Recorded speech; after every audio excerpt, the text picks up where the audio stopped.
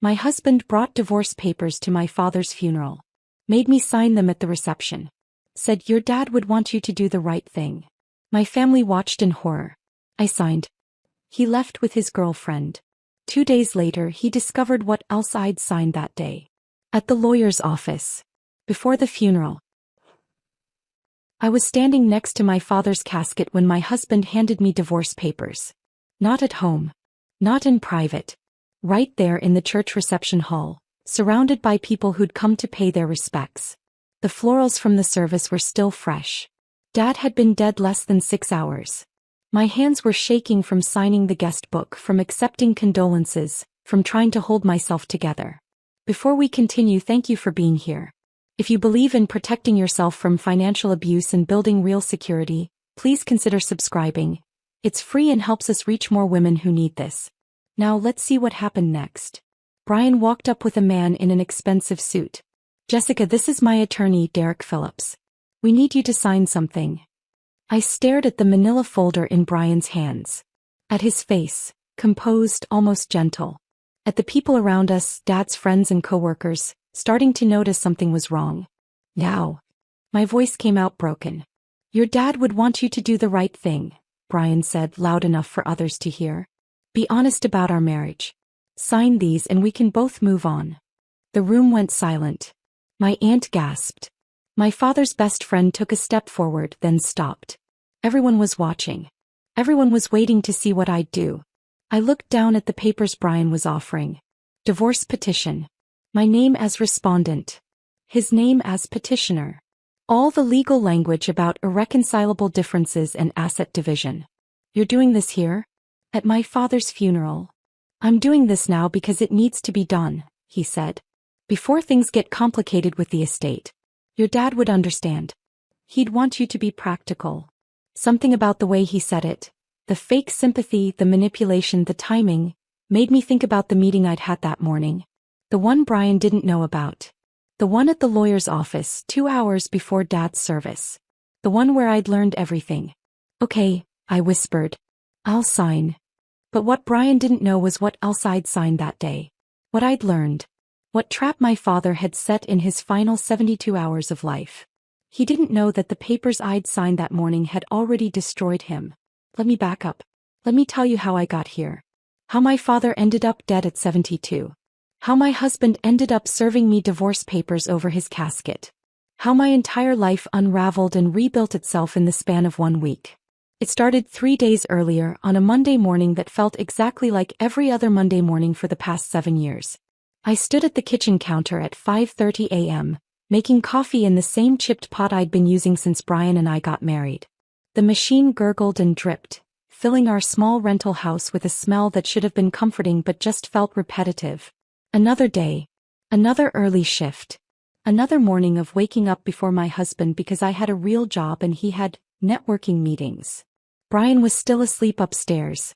He'd been sleeping later and later over the past year, claiming his investor calls ran late into the night. I'd stopped questioning it months ago because questions led to arguments, and arguments led to me feeling like I was crazy for not understanding his vision. I worked at Memorial Hospital as a medical billing specialist. Fancy title for sitting in a basement cubicle processing insurance claims for people I'd never meet. The job paid okay, enough to cover our rent, groceries, utilities, and whatever Brian's latest business venture required. He always had a venture. Always had a pitch. Always had a reason why this one would be different from all the others that had failed. My phone buzzed on the counter. A text from Dad. Breakfast Thursday? Need to talk to you about something. Important. I frowned at the screen. Dad usually texted about breakfast on Saturdays, our standing weekly tradition. Thursday was different.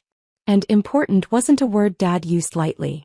I typed back, everything okay? 3 dots appeared, then disappeared. Then appeared again. Finally, we'll explain Thursday. 7 a.m. at Pete's. Love you, kiddo. Something about that message made my stomach tighten. Dad was 72, still working as an electrician, still climbing ladders and fixing wiring in buildings across 3 states. I worried about him constantly, especially since Mom had died when I was 16. He was all I had left. Him and Brian, and lately Brian felt more like a stranger than a husband. Brian stumbled downstairs at 6:15, hair messy, wearing the clothes he'd fallen asleep in on the couch last night. Another late networking meeting, he'd said when he came home at midnight. Another opportunity that required his full attention. He kissed my forehead without really looking at me. Morning. Morning. Coffee's ready. Can't. Running late. He grabbed his keys, checked his phone, headed for the door. Late for what? It's 6:15 in the morning. Breakfast meeting with a potential investor. This one's different, Jess. This one's real. I'd heard that exact sentence at least 50 times in 7 years. Brian, we need to talk about some bills. Later. Promise. This meeting could change everything. The door closed behind him. I stood alone in our kitchen holding my coffee, staring at the stack of red-stamped envelopes on the counter I'd been avoiding for weeks. Past due. Final notice. Collections warning. I noticed something then. The cologne. Brian was wearing the expensive cologne he kept in the bathroom cabinet, the one he said was too special for every day. He was wearing it for a 6:30 a.m. breakfast meeting. That detail stuck with me all day. Through my commute to the hospital. Through 8 hours of processing claims in my windowless cubicle between Sharon, who talked constantly about her grandkids, and Lisa, who complained about her deadbeat ex-husband. Through lunch in my car, eating a sandwich I'd packed because we couldn't afford the cafeteria. Around 3 p.m., I opened my personal email to check something for a claim I was processing. That's when I saw it. Subject line: Your Capital Reserve Platinum Card Statement. I'd never heard of Capital Reserve Platinum Card. Never applied for it. Never used it. My hands went cold as I clicked through. Account opened 6 months ago. Current balance: $8,400. Recent charges scrolled down the screen. Restaurants in neighborhoods I'd never been to, a jewelry store, weekend hotel stays. Charges that painted a picture I didn't want to see. All in my name. All using my social security number. Sharon's voice came over the cubicle wall. You okay, honey? You look pale.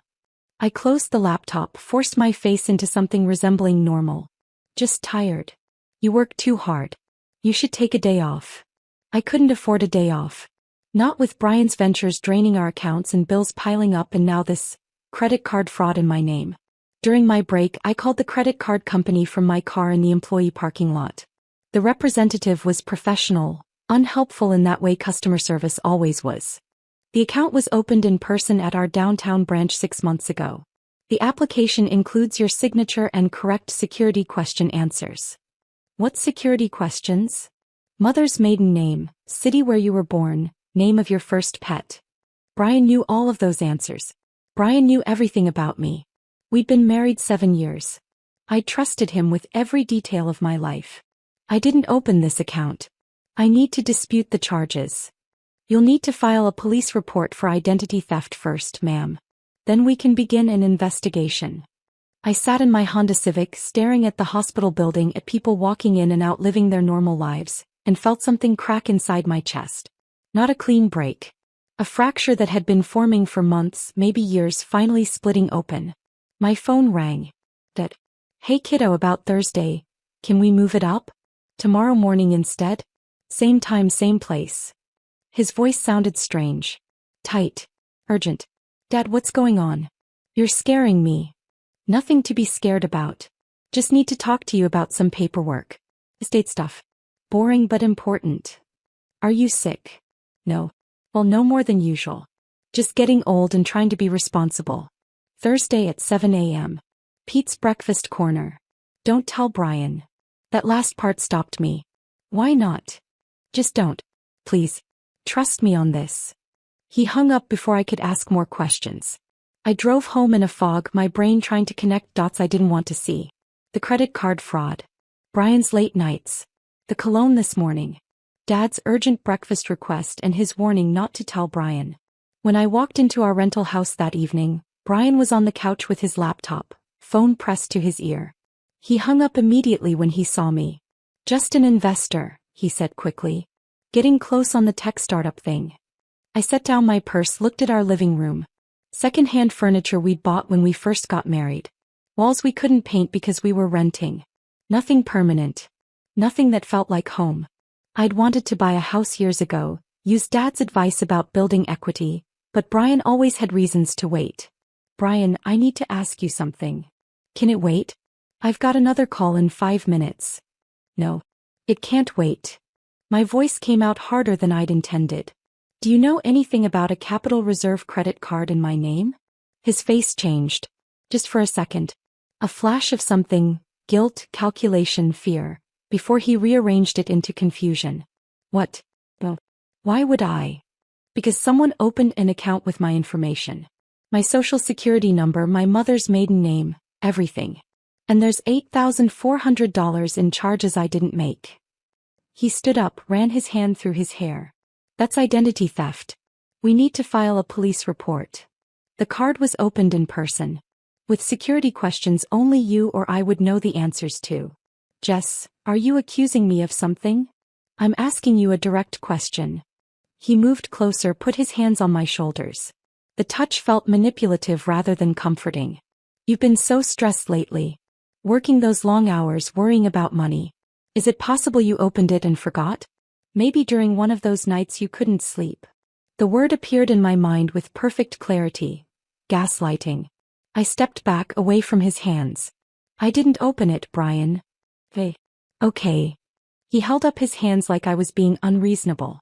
I believe you. We'll figure it out. But right now I really do have this call I can't miss.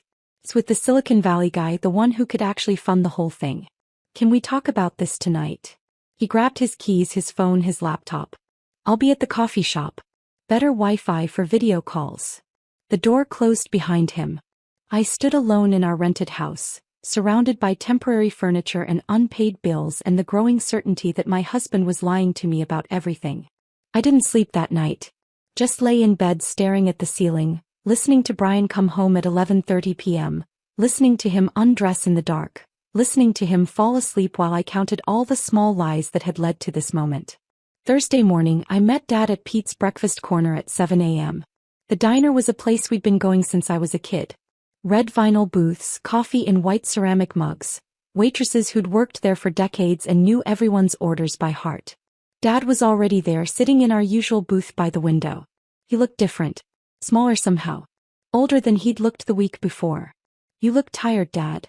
He smiled, but it didn't reach his eyes. Could say the same about you, kiddo. We ordered. Him the lumberjack special. Me the eggs and toast I never finished. The waitress left and Dad pulled an envelope from his jacket pocket. I need you to go somewhere this morning. Before work. He slid the envelope across the table. Inside was a business card.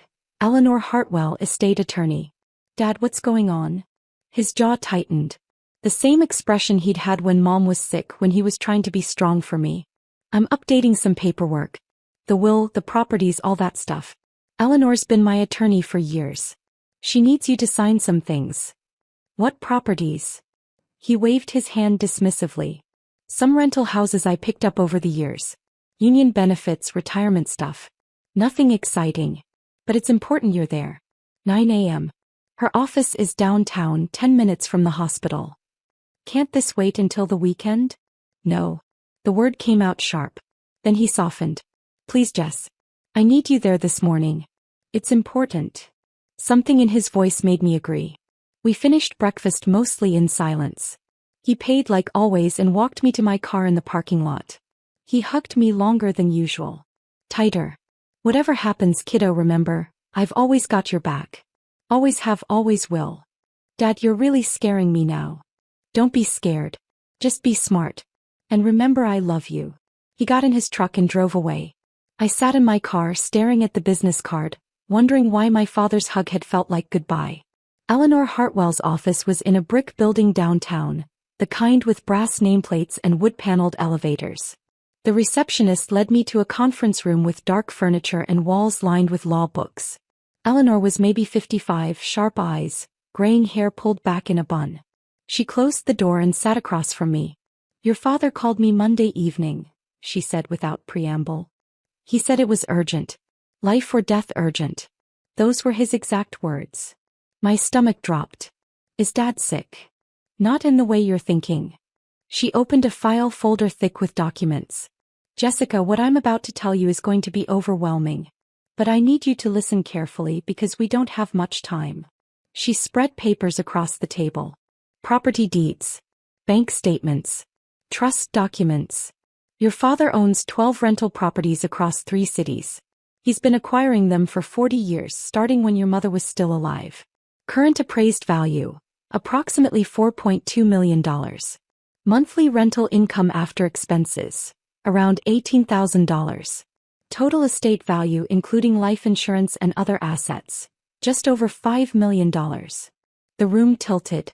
That's impossible. Dad's an electrician. Your father is an electrician who invested every extra dollar he ever made into real estate. He kept it quiet. Lived modestly. Let everyone think he was just scraping by. He did it to protect what he'd built. She pulled out another document, this one newer, the paper still crisp. Monday afternoon your father came to this office extremely agitated. He showed me a text message on his phone. A photo of your husband with another woman. The message came from an unknown number. Your father said, and I quote, "That son of a bitch married my daughter for money she doesn't even know exists." The words hit me but didn't quite land. Brian was cheating. Dad had proof. Dad had known before I did. Your father spent Monday, Tuesday, and yesterday in this office, restructuring his entire estate. He created an irrevocable trust with you as sole beneficiary. Everything, all 12 properties, all rental income, life insurance, pension, savings, transferred into a trust that specifically excludes spousal claims under any circumstances. She pushed the documents toward me. As of yesterday at 3 p.m., you became the sole owner of your father's entire estate. The trust structure means even though you're married, Brian has no legal claim to any of it. It's protected from divorce settlements, bankruptcy, creditor claims, lawsuits. Everything. I don't understand. Why the rush? Why this week? Eleanor's expression softened. Because your father knew what was coming. He said Brian would try to serve you divorce papers soon, probably at a moment when you'd be vulnerable and emotional. He said, men like Brian always strike when they think they have the advantage. Your father wanted you protected before that happened. She handed me the final document, a sealed envelope with my name in Dad's handwriting. He made me promise to give you this after explaining the trust. He also recorded video testimony yesterday, documenting his mental capacity and his reasons for the trust structure. He was very thorough, Jessica. Whatever challenges come, this will hold up. My hands shook as I took the envelope. When did he finalize everything? Yesterday. Wednesday at 3 p.m. He signed the last papers, recorded his testimony, paid my retainer from his business account. He seemed. She paused. Relieved. Like he'd been carrying a tremendous weight and finally set it down. He shook my hand, thanked me for 40 years of legal service and said something strange, "Now I can rest." My phone rang. Brian. I stared at his name on the screen, unable to move. Eleanor reached across the table. Jessica, I received a call at 6 a.m. this morning from a Detective Morrison with the county sheriff's office. Your father had a massive heart attack last night in his sleep. The paramedics couldn't revive him. I'm so sorry. The conference room disappeared. Sound became muffled. My father was dead. Dad was gone. And in his final 72 hours he'd somehow known it was coming, known what Brian was planning, known exactly what needed to be done to protect me. That's how I ended up here. Standing next to my father's casket in a church reception hall. Watching my husband hand me divorce papers with Dad's friends looking on in horror. Preparing to sign documents that Brian thought would give him half of an estate he didn't know I already owned. Preparing to spring the trap my father had built in his last 3 days of life. Derek Phillips followed us to a small Sunday school classroom upstairs, away from the reception. Children's drawings covered the walls. Noah's Ark, Jesus with lambs, bright crayons on construction paper. Tiny chairs were stacked in the corner. The room smelled like old books and glue sticks. He closed the door, opened his leather folder with practiced efficiency. Mrs. Morrison, I represent your husband in a personal legal matter. Given the timing of your father's passing and the need for clarity regarding estate proceedings, Mr. Morrison has asked me to present you with these documents today. He pulled out papers, set them on a child-sized table. Divorce petition. State of Oregon. Petitioner, Brian James Morrison. Respondent, Jessica Marie Morrison. My aunt's face appeared in the small window of the classroom door. She looked horrified, mouthing words I couldn't hear. Other faces joined hers. Dad's coworkers, neighbors, people who'd come to honor my father and were now witnessing this. You want me to sign divorce papers right now? While my father's body is downstairs. Brian's voice went soft, manipulative. Jess, I know the timing is terrible. But your dad would want you to be honest. About us. About our marriage. We've been unhappy for years. You know that. I stared at him. At this man who'd slept beside me for 7 years. Who I'd supported through every failed venture. Who'd kissed my forehead this morning before the funeral and told me he'd be there for me through everything. The easy way or the hard way, Derek interjected. Easy. You sign today, we file uncontested, divide assets equally, nobody fights. Clean and simple. Hard way. Contested divorce, years of litigation, your father's estate frozen during proceedings. Expensive and painful for everyone involved. Brian stepped closer, lowered his voice like we were the only people in the room. I don't want to hurt you more than you're already hurting. Sign these, we both walk away, we both start over. Your dad was practical. He'd understand. The faces in the window multiplied. I could see Maria from Dad's duplex. Curtis from the Morrison Street building. People Dad had helped for decades, watching his daughter get ambushed at his funeral. I thought about that morning. About Eleanor's office. About the documents I'd signed at 7 a.m., 2 hours before the service started. About the empire I'd learned existed while Dad's body was still at the morgue. Okay, I whispered. Where do I sign? Relief flooded Brian's face. Derek pulled out a pen, showed me the signature lines. Initial here. Sign there. Date this page. My hand shook. Real tears now, because my father was really dead and this marriage was really over, and I was signing papers in a Sunday school classroom while people watched through the window like this was some kind of horrible theater. I signed Jessica Morrison 4 times. Derek witnessed each one, dated them, collected everything back into his folder. I'll file these Monday morning. You'll receive confirmation within the week. Brian actually hugged me. Put his arms around me like he cared, like the past 7 years had meant something. Thank you for being reasonable. This is the right thing. You'll see. They left.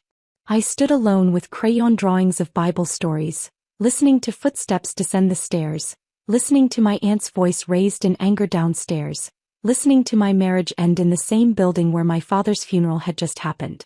I waited 30 seconds. Then I went back down to the reception. Brian was already at a table with 2 of his friends, checking his phone, relaxed like he'd just finished an unpleasant but necessary task. He caught my eye, gave me a small nod. Almost sympathetic. I walked to the corner where Eleanor stood near the coffee station.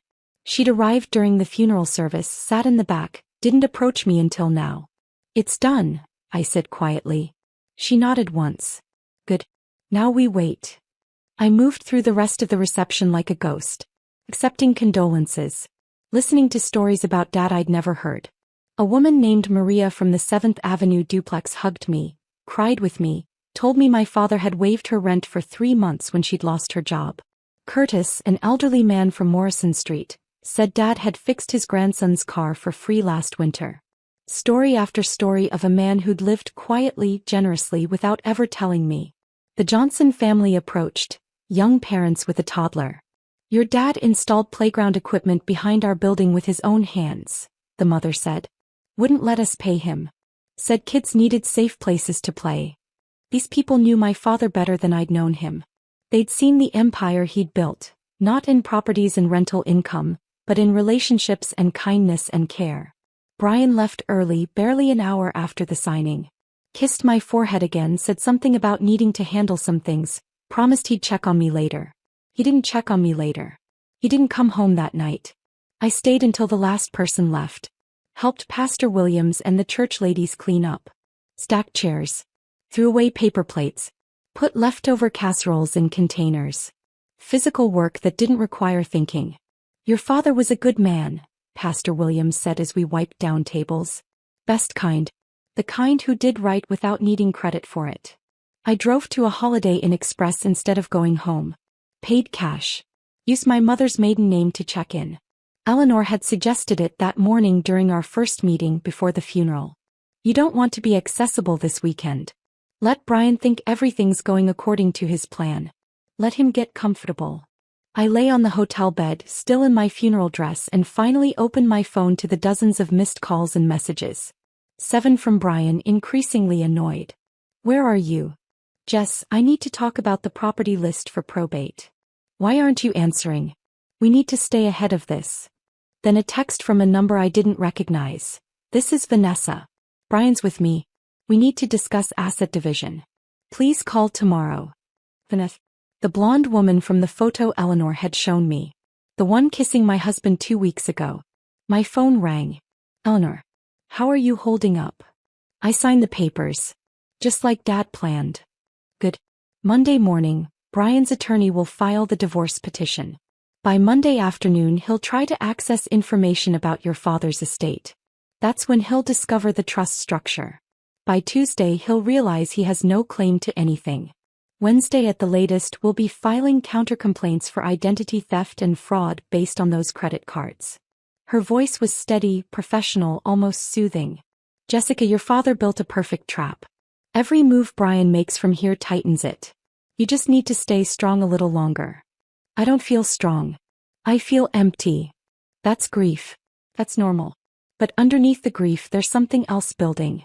Soon you'll feel it. Freedom. Clarity. Strength you didn't know you had. After we hung up, I pulled out Dad's letter again. Read it for the 5th time since that morning. I'm giving you freedom. Freedom from a man who never deserved you. The postscript caught my attention. The commercial property on 4th Street? That's the one I leased to Brian 3 years ago below market rate, trying to give him a chance. Check with the property management company. I opened my laptop, searched my email for anything about 4th Street. Found an old message from 3 years ago, Dad forwarding me Brian's business plan for an electrical supply store. I'd been so proud of Brian then. Dad was giving him a real opportunity, helping him finally succeed. I pulled up the property management company's website, Riverside Properties. Found their office number. It was Saturday evening, but I called anyway, left a voicemail asking about the 4th Street commercial space and my father's account. They called back 20 minutes later. Weekend emergency line. Ms. Hart? I'm so sorry for your loss. Your father was one of our best clients. Regarding the 4th Street property, are you aware of the ongoing lease violation issues? What issues?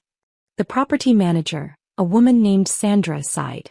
Your father leased that space to Brian Morrison 3 years ago at $1,200 monthly when market rate was $2,800. Very generous terms. The lease specified use as an electrical supply retail store.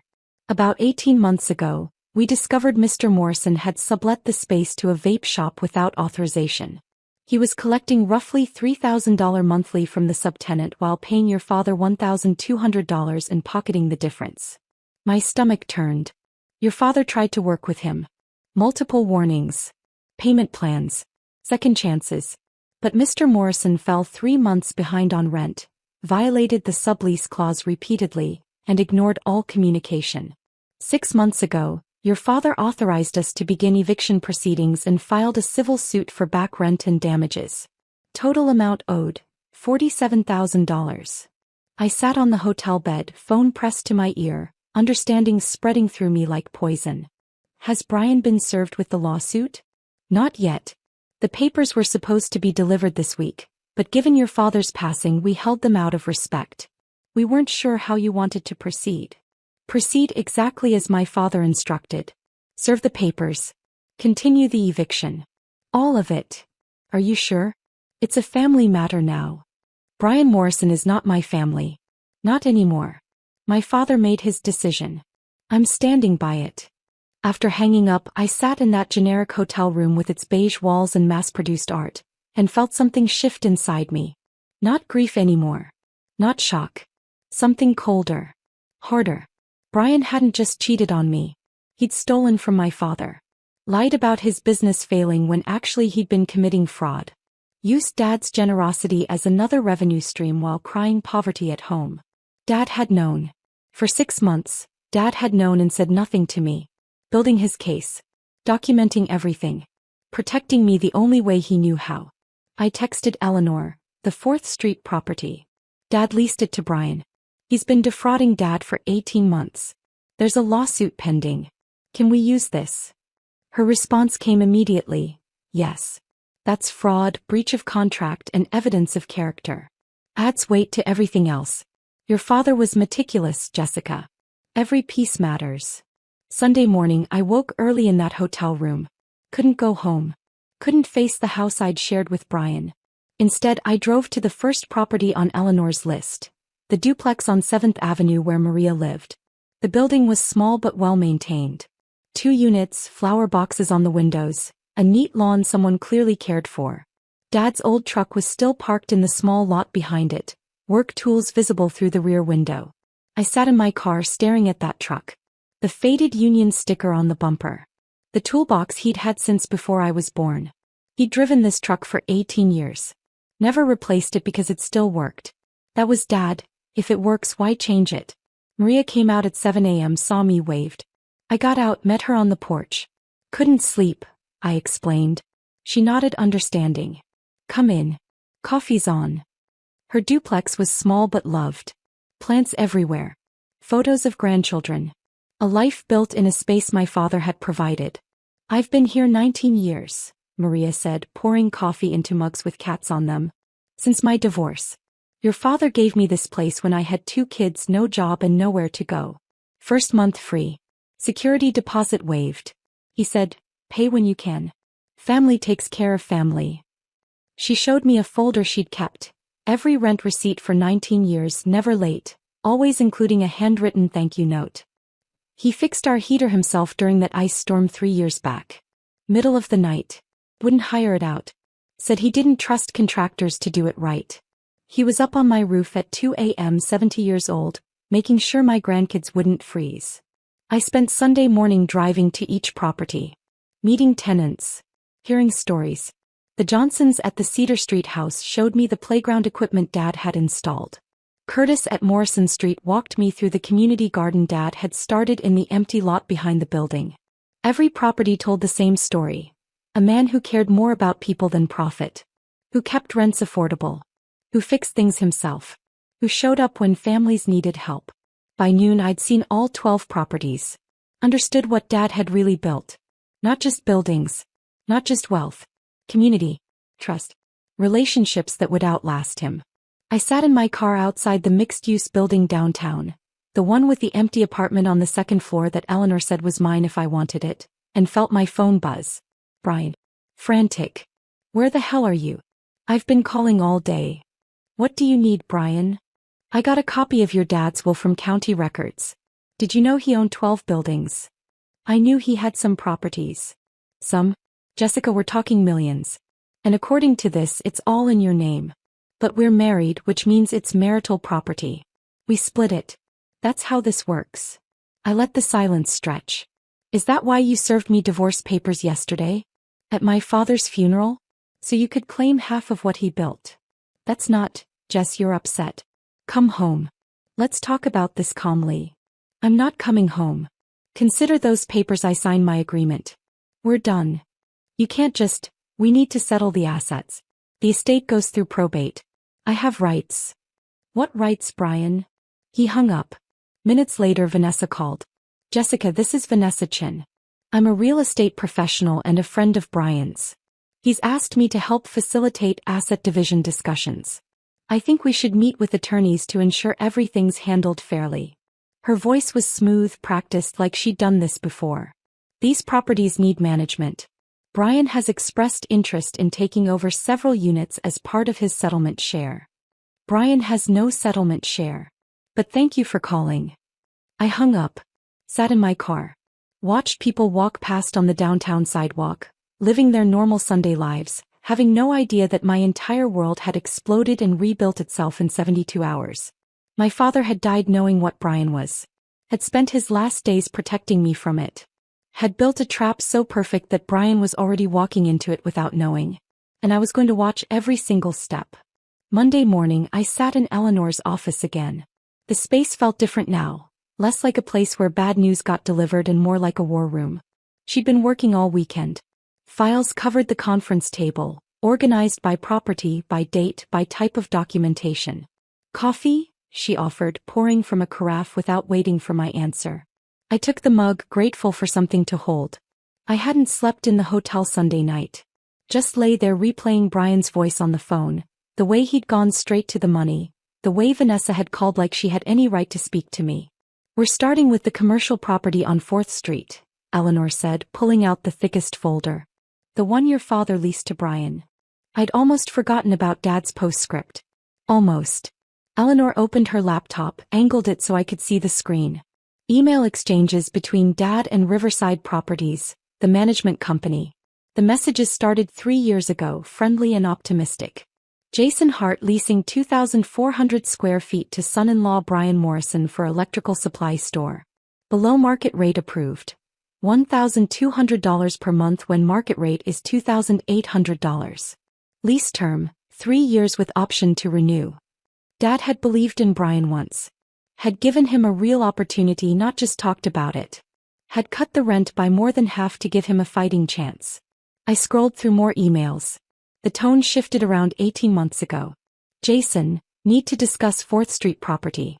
Tenant has sublet space to retail vape shop without authorization per lease agreement. Lease specifies electrical supply store only. Please advise. Dad's response, I'll talk to Brian. He probably needed extra income to get through the startup phase. I'll have him correct it. More emails. More promises from Brian that Eleanor showed me in forwarded messages. Getting the vape shop out this month, I swear. Just need another few weeks to transition. The electrical supply business is picking up. Won't need the sublease much longer. Wise. All wise. 6 months ago, the property manager's tone changed completely. Jason, we need to discuss lease termination. Tenant is 3 months behind on rent. Sublease continues despite multiple violations. Neighboring businesses complaining about increased foot traffic and loitering. The vape shop is causing problems we can't ignore. Your call on how to proceed, but this situation isn't sustainable. Dad's response was dated 3 days before he changed his will. Proceed with eviction. File necessary paperwork. I made a mistake trusting this man. Document everything for legal purposes. Eleanor closed the laptop. Your father discovered Brian was collecting roughly $3,000 monthly from the vape shop subtenant. He paid your father $1,200, pocketed the $1,800 difference, and told both of you the business was struggling. My hands tightened around the coffee mug. For how long? 18 months. Total amount Brian owes your father in back rent, unpaid utilities, property damages, and lease violations. $47,000. Your father filed a civil suit 2 weeks ago. Brian hasn't been served yet. The papers were scheduled for delivery this week, but the process server held them after your father died, waiting for instruction from the estate. I set down the mug before I crushed it. Brian cried to me about that business for 3 years. Said Dad wasn't helping enough, wasn't giving him good advice, didn't understand modern retail. And the whole time he was stealing from him. Not just stealing. Lying to you about it. Using your sympathy to deflect questions. Your father knew you'd defend Brian if confronted. That's why he built the case quietly. Eleanor pulled out another document. There's more. I've been trying to trace that text message your father received. The photo of Brian and the woman. This morning I found the source. She showed me a website on her phone. Marcus Chin, private investigator. Licensed in Oregon, Washington, and California. Specializing in matrimonial investigations, surveillance, and background checks. The number belongs to him.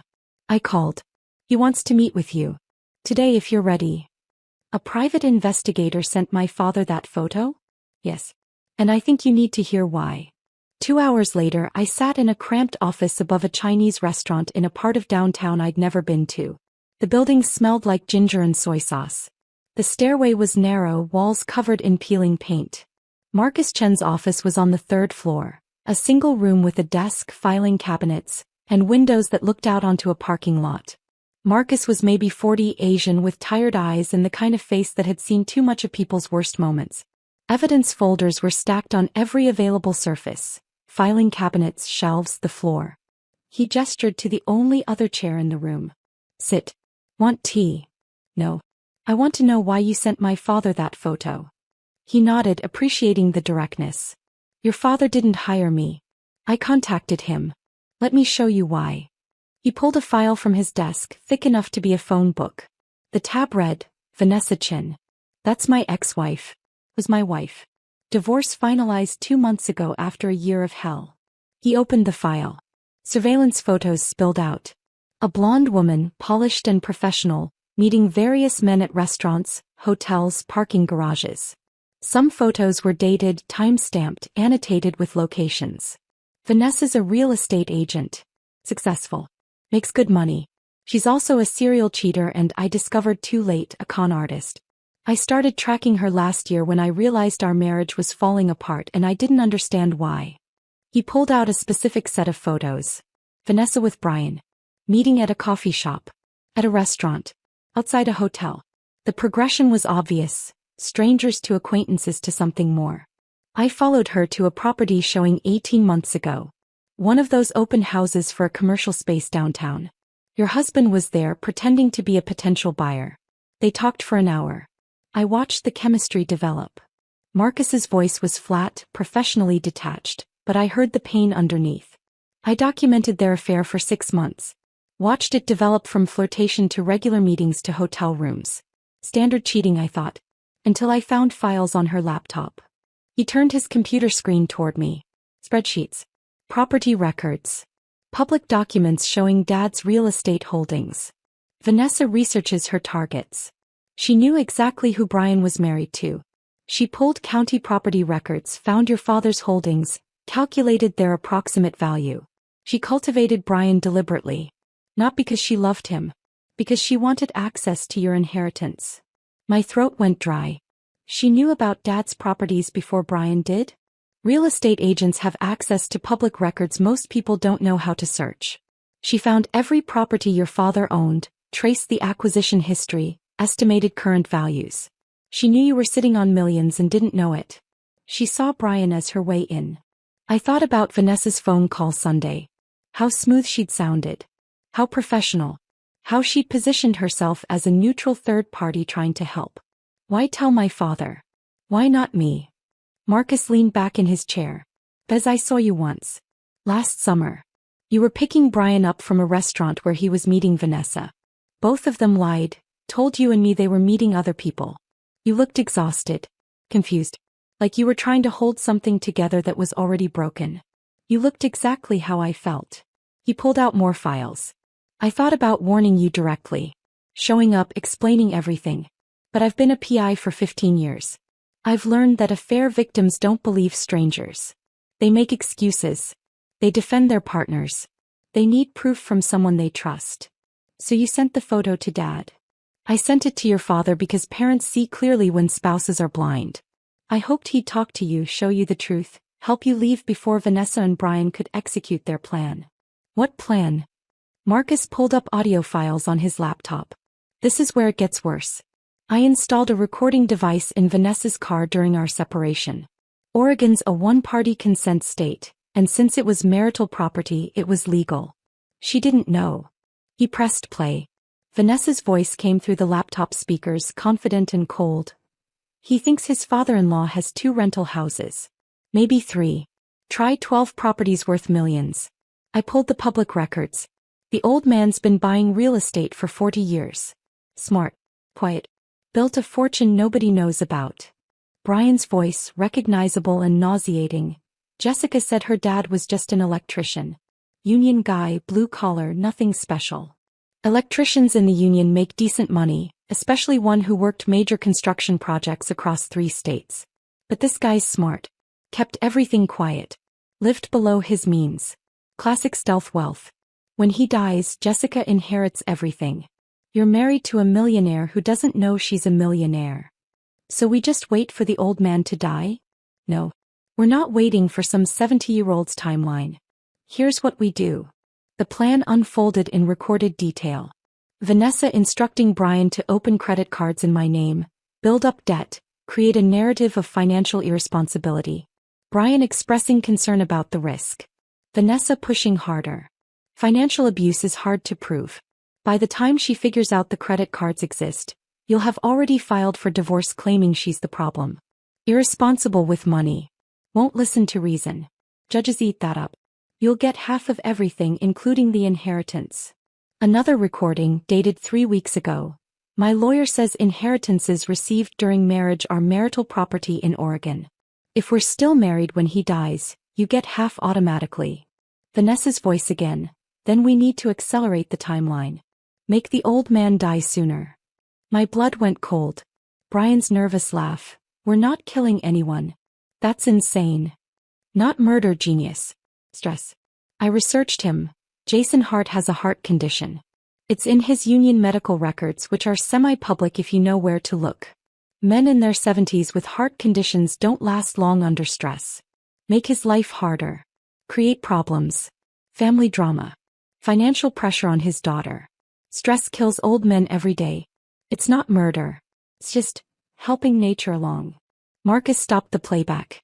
I sat frozen, unable to process what I'd heard. There's more, he said quietly. Conversations about forging your signature on property deeds after your father died. Plans to transfer assets before you understood what you owned. Even discussions about framing you for tax fraud if you resisted the divorce settlement. Vanessa's done this before. She targeted a widower 2 years ago, almost succeeded in taking his dead wife's life insurance before his adult children intervened. I found my voice barely. Why are you helping me? Because I failed to protect myself. I lost $80,000 to Vanessa before I figured out what she was. But I can protect you. And because 3 days before your father died, Jason came to this office. We spent 2 hours going through everything. He was angry but calm. Focused. He said, make sure my daughter knows the truth. All of it. Don't let her make excuses for him. Marcus pulled out another folder, this one with Dad's handwriting on notes paper-clipped inside. Your father predicted everything. He said Brian would use your grief as a weapon. Would serve you divorce papers at the funeral to maximize your emotional vulnerability. Would count on you being too shocked, too polite, too devastated to fight back in public. He showed me documents. Divorce papers pre-filed in my name, dated 3 days before Dad died. Papers that were never submitted. Your father had these prepared as a backup. He was ready to file on your behalf if necessary. But he suspected Brian would move first. He wanted you protected either way. The plan Dad had built was intricate, almost cinematic. He'd anticipated Brian's funeral ambush. Had coached Eleanor on timing, on what to reveal when, on how to let Brian's arrogance lead him into the trap.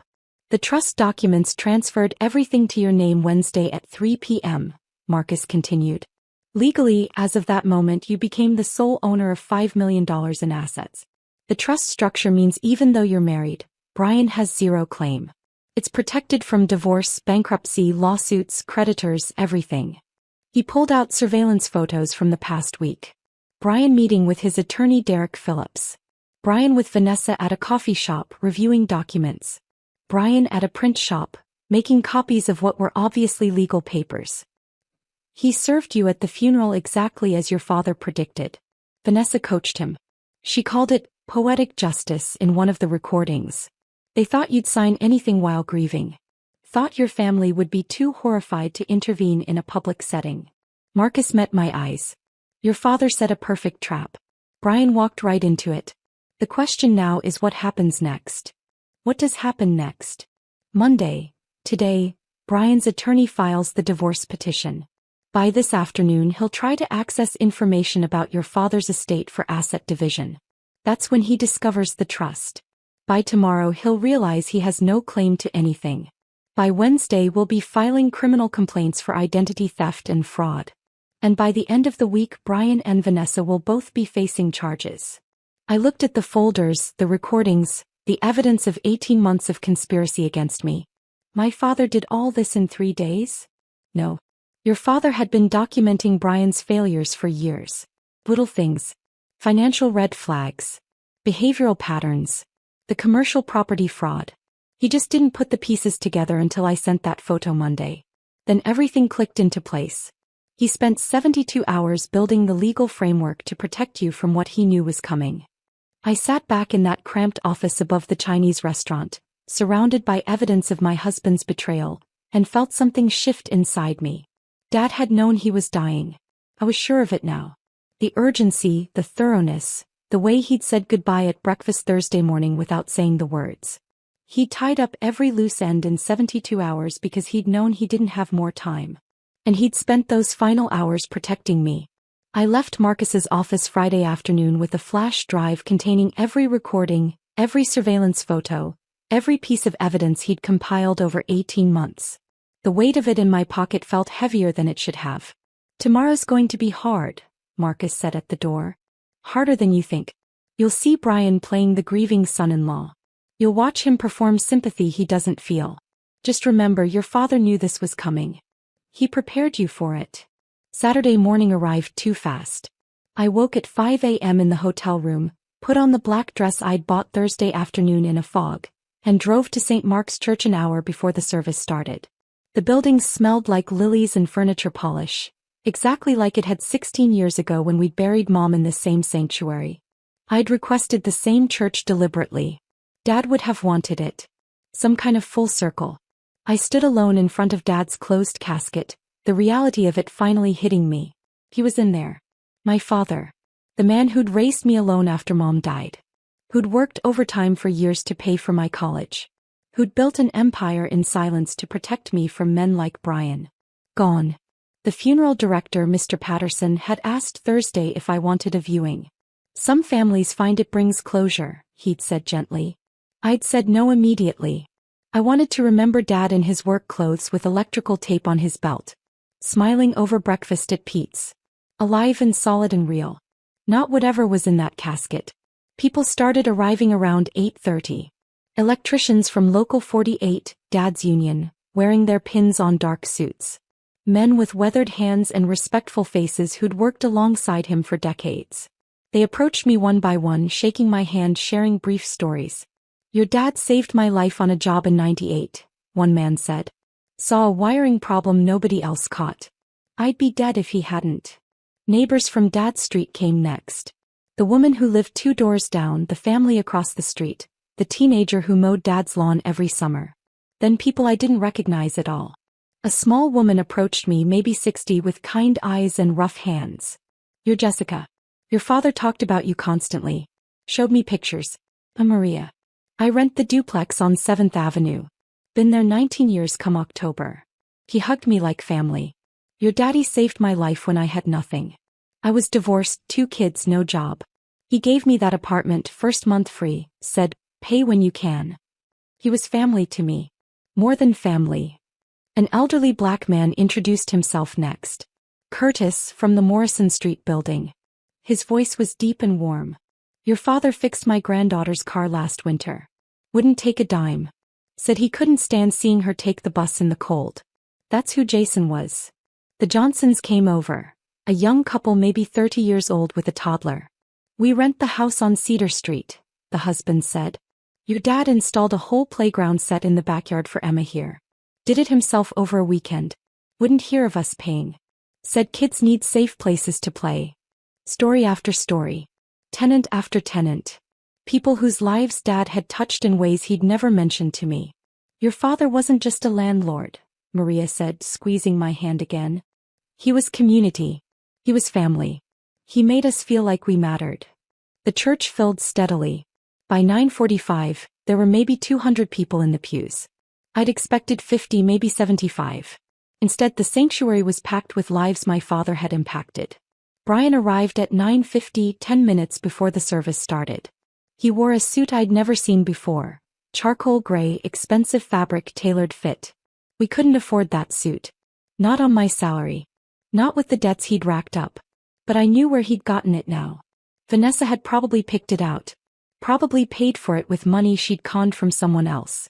He slid into the front pew beside me, didn't hold my hand, didn't ask how I was doing. His leg bounced with nervous energy. His phone was in his hand, screen lighting up every few seconds with text he tried to hide. "You okay?" he whispered as the organ started playing. I nodded because speaking felt impossible.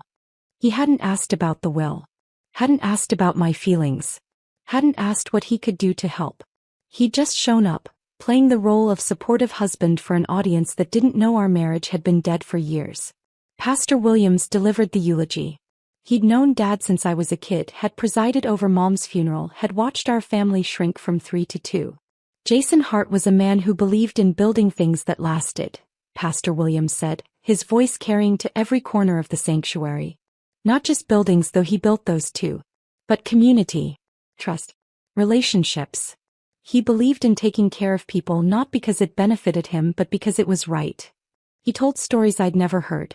About Dad quietly paying for a church member's medical bills. About Dad showing up to help rebuild a neighbor's fence after a storm.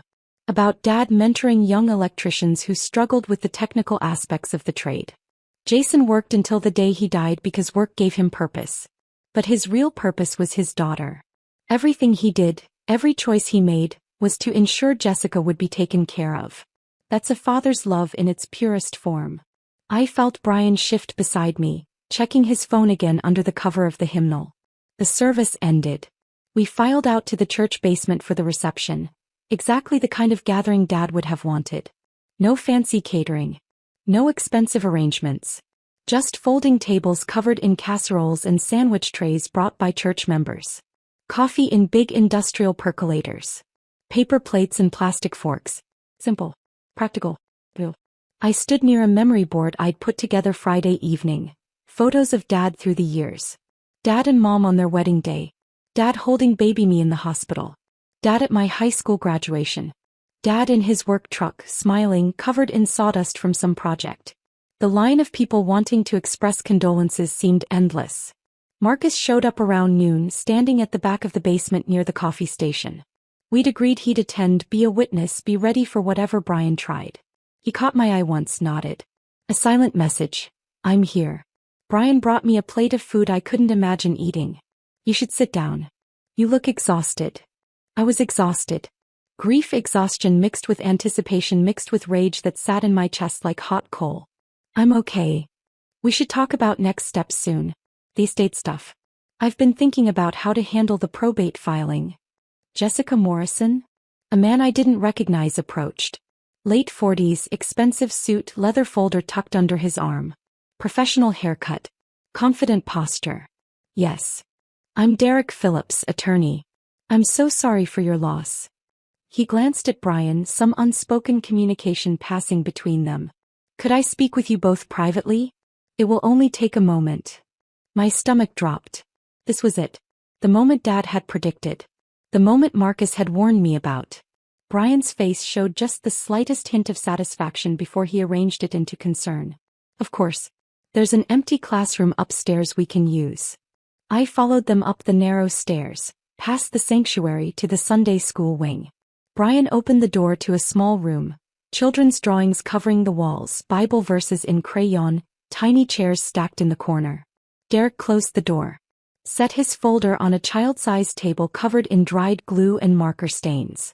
Mrs. Morrison, I represent your husband in a personal legal matter. Given the timing of your father's passing and the need for clarity regarding estate proceedings, Mr. Morrison has asked me to present you with these documents today. He opened the folder. Pulled out papers. Divorce petition. State of Oregon. Case number assigned. Petitioner, Brian James Morrison. Respondent, Jessica Marie Morrison. Through the small window in the classroom door, I could see faces gathering. My aunt. Maria from the duplex. Curtis from Morrison Street. People drawn by the unusual sight of us disappearing with an attorney. You're serving me with divorce papers? My voice came out broken, which wasn't hard to fake. Today, at my father's funeral. Derek shifted uncomfortably. I advised against the timing, Mrs. Morrison. However, my client insisted that given the inheritance situation and your father's estate likely entering probate, clarity on marital assets was time-sensitive. Brian stepped forward, his voice dropping into that gentle, manipulative tone I'd learned to hate. Jess, I know this is horrible timing. I know how it looks. But your dad would want you to do the right thing. He'd want you to be honest about our marriage. We've been unhappy for years. You know that. I stared at him. At this man I'd shared a bed with for 7 years. Who I'd supported through every failed venture. Who I'd defended when Dad expressed doubts. We can do this the easy way or the hard way, Brian continued. Easy way. You sign today, acknowledge receipt, we file uncontested, split everything 50-50. Your dad's properties go through probate, get divided, nobody fights. Quick, clean, done. We both move on with our lives. And the hard way? Derek answered, his tone professionally neutral. Contested divorce. Years of litigation. Legal fees mounting on both sides. Your father's estate frozen during proceedings, costing money in attorney fees and court costs. Painful for everyone involved. Brian moved closer, put his hand on my shoulder. Through the door window, I saw my aunt's face go pale with shock. I don't want to make this harder than it already is, Brian said. I don't want to hurt you more than you're already hurting. Sign the papers now. Grieve your dad without this hanging over you. Deal with the legal details later when you're thinking more clearly. I promise I'll make this as painless as possible. The eagerness in his voice was barely hidden under the fake compassion. He thought he was winning. Thought he'd timed this perfectly. Thought I'd sign anything while grief-stricken and surrounded by witnesses who'd pressure me not to make a scene. I thought about Dad's letter. About Marcus's recordings. About Vanessa's voice on that audio file saying, "Make the old man die sooner." "Okay," I whispered. "Where do I sign?" Brian's relief was visible. His shoulders relaxed. A small smile touched his lips before he caught himself. Derek laid the papers out on the tiny table, showed me signature lines. Initial here, here, and here. Sign at the bottom. Date this page. My hand shook as I picked up the pen. Real tears now, because my father really was dead and this marriage really was over, and I was standing in a Sunday school classroom signing divorce papers while children's drawings of Noah's Ark looked down at me. I signed Jessica Morrison 4 times. Derek witnessed each signature, added his own name, dated everything with careful precision. "I'll file these Monday morning first thing," he said, collecting papers back into his folder. "You'll receive official confirmation within 7 to 10 business days. If you have questions, your attorney can contact my office." Brian actually hugged me, pulled me against his chest like he cared. Like the past 7 years had meant something. Like he was sad this was ending. "Thank you for being reasonable," he said into my hair. "This is the right thing. We'll both be happier this way." They left the room. I stood alone with crayon drawings of Bible stories and the smell of old glue, counting to 30 in my head. Then I returned to the reception. Brian was already at a table with 2 of his friends, his body language relaxed, phone out, typing away. Probably texting Vanessa. Probably celebrating. I walked to Marcus, who'd watched everything from his position by the coffee. "It's done," I said quietly. He nodded. Phase 1 complete. Now we wait. Eleanor had arrived during the service, sitting in the back. She caught my eye from across the room. A small nod. He understood. The trap was set. The prey had walked right in. Now we waited for him to realize the jaws were closing. I returned to accepting condolences, playing my role. The grieving daughter. The soon-to-be divorced wife. The woman who'd just signed papers at her father's funeral because she was too emotionally destroyed to fight. Maria hugged me tight. "Your father loved you so much, honey. Whatever you're going through, you're not alone. We're here. All of us. Jason's family takes care of each other." Curtis nodded, his voice firm. "Your daddy took care of us for decades. Now we take care of his daughter. That's how this works. That's what family means." I cried again, real tears, because these strangers, these tenants I'd just met, were offering more genuine support than my husband had in years. Brian left the reception at 2 p.m., barely 90 minutes after serving me divorce papers. He kissed my forehead like we were still married, like nothing had changed. "I've got some things to handle. Take your time here. I'll check on you later." He didn't check on me later. He didn't come home that night. He disappeared into whatever life he was building with Vanessa, thinking he'd just secured his claim to millions. I stayed until the last person left. Helped the church ladies clean up. Stacked chairs. Collected casserole dishes to return to their owners. Swept floors. Physical work that didn't require thinking. Pastor Williams walked me to my car as the sun set, the sky turning orange and purple over the church parking lot. "Your father was proud of you," he said. "Whatever storm you're facing, remember that. He was so proud of the woman you became." I drove to the Holiday Inn Express instead of home. Paid cash. Checked in under my mother's maiden name, Sarah Mitchell. The clerk didn't ask questions. The room was generic. Beige walls. Floral bedspread. Painting of a lighthouse. Television remote wrapped in plastic. I lay on the bed, still in my funeral dress, and finally checked my phone. 7 missed calls from Brian. 3 voicemails, his tone shifting from concerned to irritated to angry. Jess, where are you? Call me back. I need to talk to you about the property list for probate. Where are you? Why aren't you answering? We need to get ahead of this before things get complicated. Call me. Then at 9 p.m. a text from an unknown number. This is Vanessa. Brian's with me. We need to discuss asset division. Please call tomorrow so we can handle this professionally. My phone rang. Eleanor. How are you holding up? I signed. Just like Dad planned. Good. Monday morning, Derek Phillips files the divorce petition with the county. By Monday afternoon he'll start discovery process, requesting estate information. That's when he contacts me as the estate attorney. That's when Brian discovers the trust. Her voice was steady, almost soothing. By Tuesday Brian realizes he has no claim to anything. By Wednesday we're filing countercomplaints for identity theft and fraud. Marcus submits his evidence to the district attorney Monday morning. The recordings, the surveillance, the conspiracy documentation. All of it. She paused.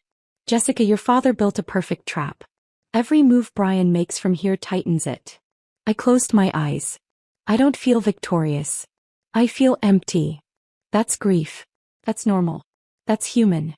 But underneath the grief there's something building. Soon you'll feel it. Clarity. Strength. Freedom. After we hung up I opened Dad's letter one more time, reading it in the harsh fluorescent light of the hotel room. Life big. Life happy. Live free. Tomorrow was Sunday. Monday the trap would spring. But tonight I was just a daughter who'd lost her father. Who'd signed away a marriage that had died years ago. Who was hiding in a hotel room because going home felt impossible. I set my alarm for 6 a.m. There was somewhere I needed to be before everything exploded. Sunday morning I woke at 5:30 a.m. without needing the alarm. The hotel room was dark, silent except for the hum of the air conditioning unit. I dressed in jeans and a sweater, grabbed Dad's old electrician's jacket from my car, the one with Local 48 embroidered on the back that I'd kept meaning to return to him, and drove through empty streets to 7th Avenue. The duplex where Maria lived looked different in the early morning light. Peaceful. Well-maintained flower boxes on the windows, lawn recently mowed, paint fresh even though the building was decades old. Dad's truck sat in the small parking lot behind the building, right where he'd left it Thursday morning before his heart attack. I parked next to it, stared at the faded Union sticker on the bumper, the toolbox visible through the rear window. He'd driven this truck for 18 years, maybe longer. Never replaced it because it still worked fine.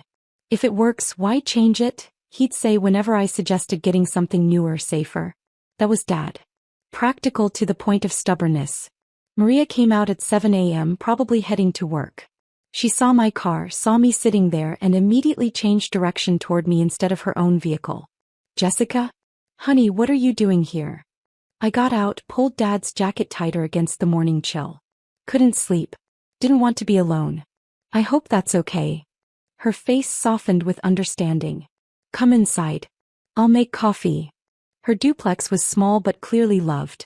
Plants covered every available surface. Windowsills, shelves, hanging baskets. Photos of grandchildren lined the mantel. A crocheted blanket draped over the couch. A life built in a space my father had provided.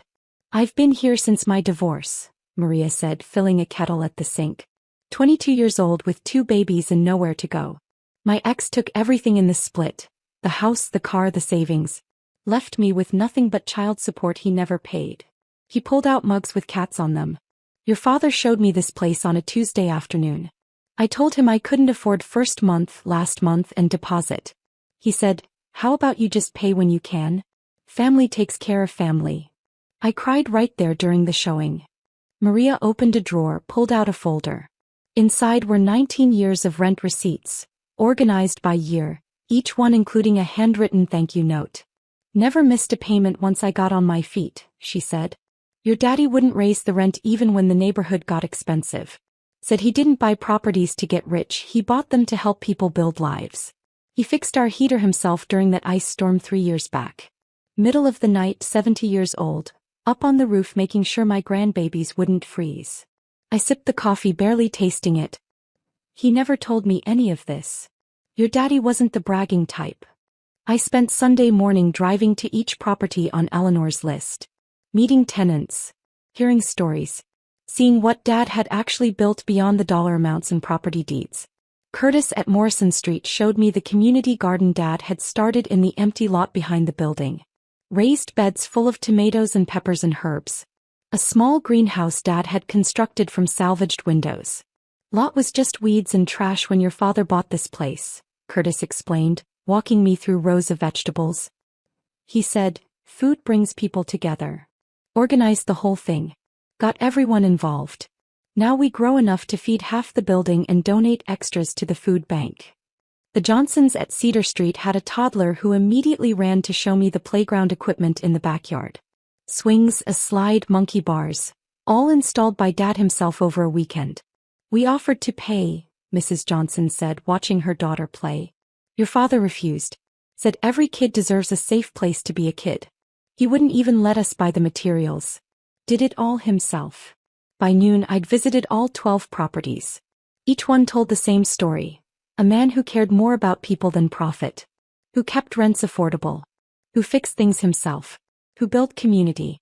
Are we going to lose our homes? Maria had asked before I left her duplex. With your father gone, will someone sell these buildings? No, I told her firmly. Nothing changes. Everything stays exactly as Dad wanted.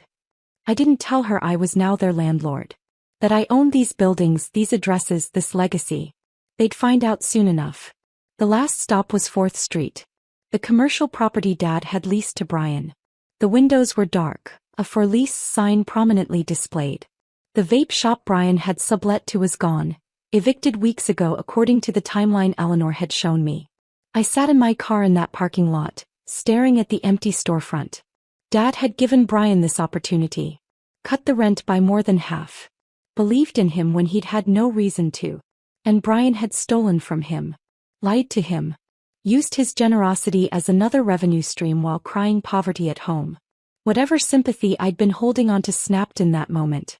My phone rang at 2 p.m. Brian, his voice frantic and angry. Where the hell are you? I've been calling all day. At a coffee shop. Why? We need to talk. No. This is important. About what? His voice shifted, forcing calm. About the properties. I pulled your dad's will from county records. Did you know he owned 12 buildings? I knew he had some rental properties. Some? Jessica, we're talking about millions of dollars. And according to the will, it's all in your name. But we're married, which means... Which means what, Brian? Silence stretched. Then, which means it's marital property. We split it 50-50. That's how community property laws work in Oregon. I let the pause lengthen, listening to his breathing on the other end of the line. Is that why you served me divorce papers yesterday? At my father's funeral? So you could claim half of what he built.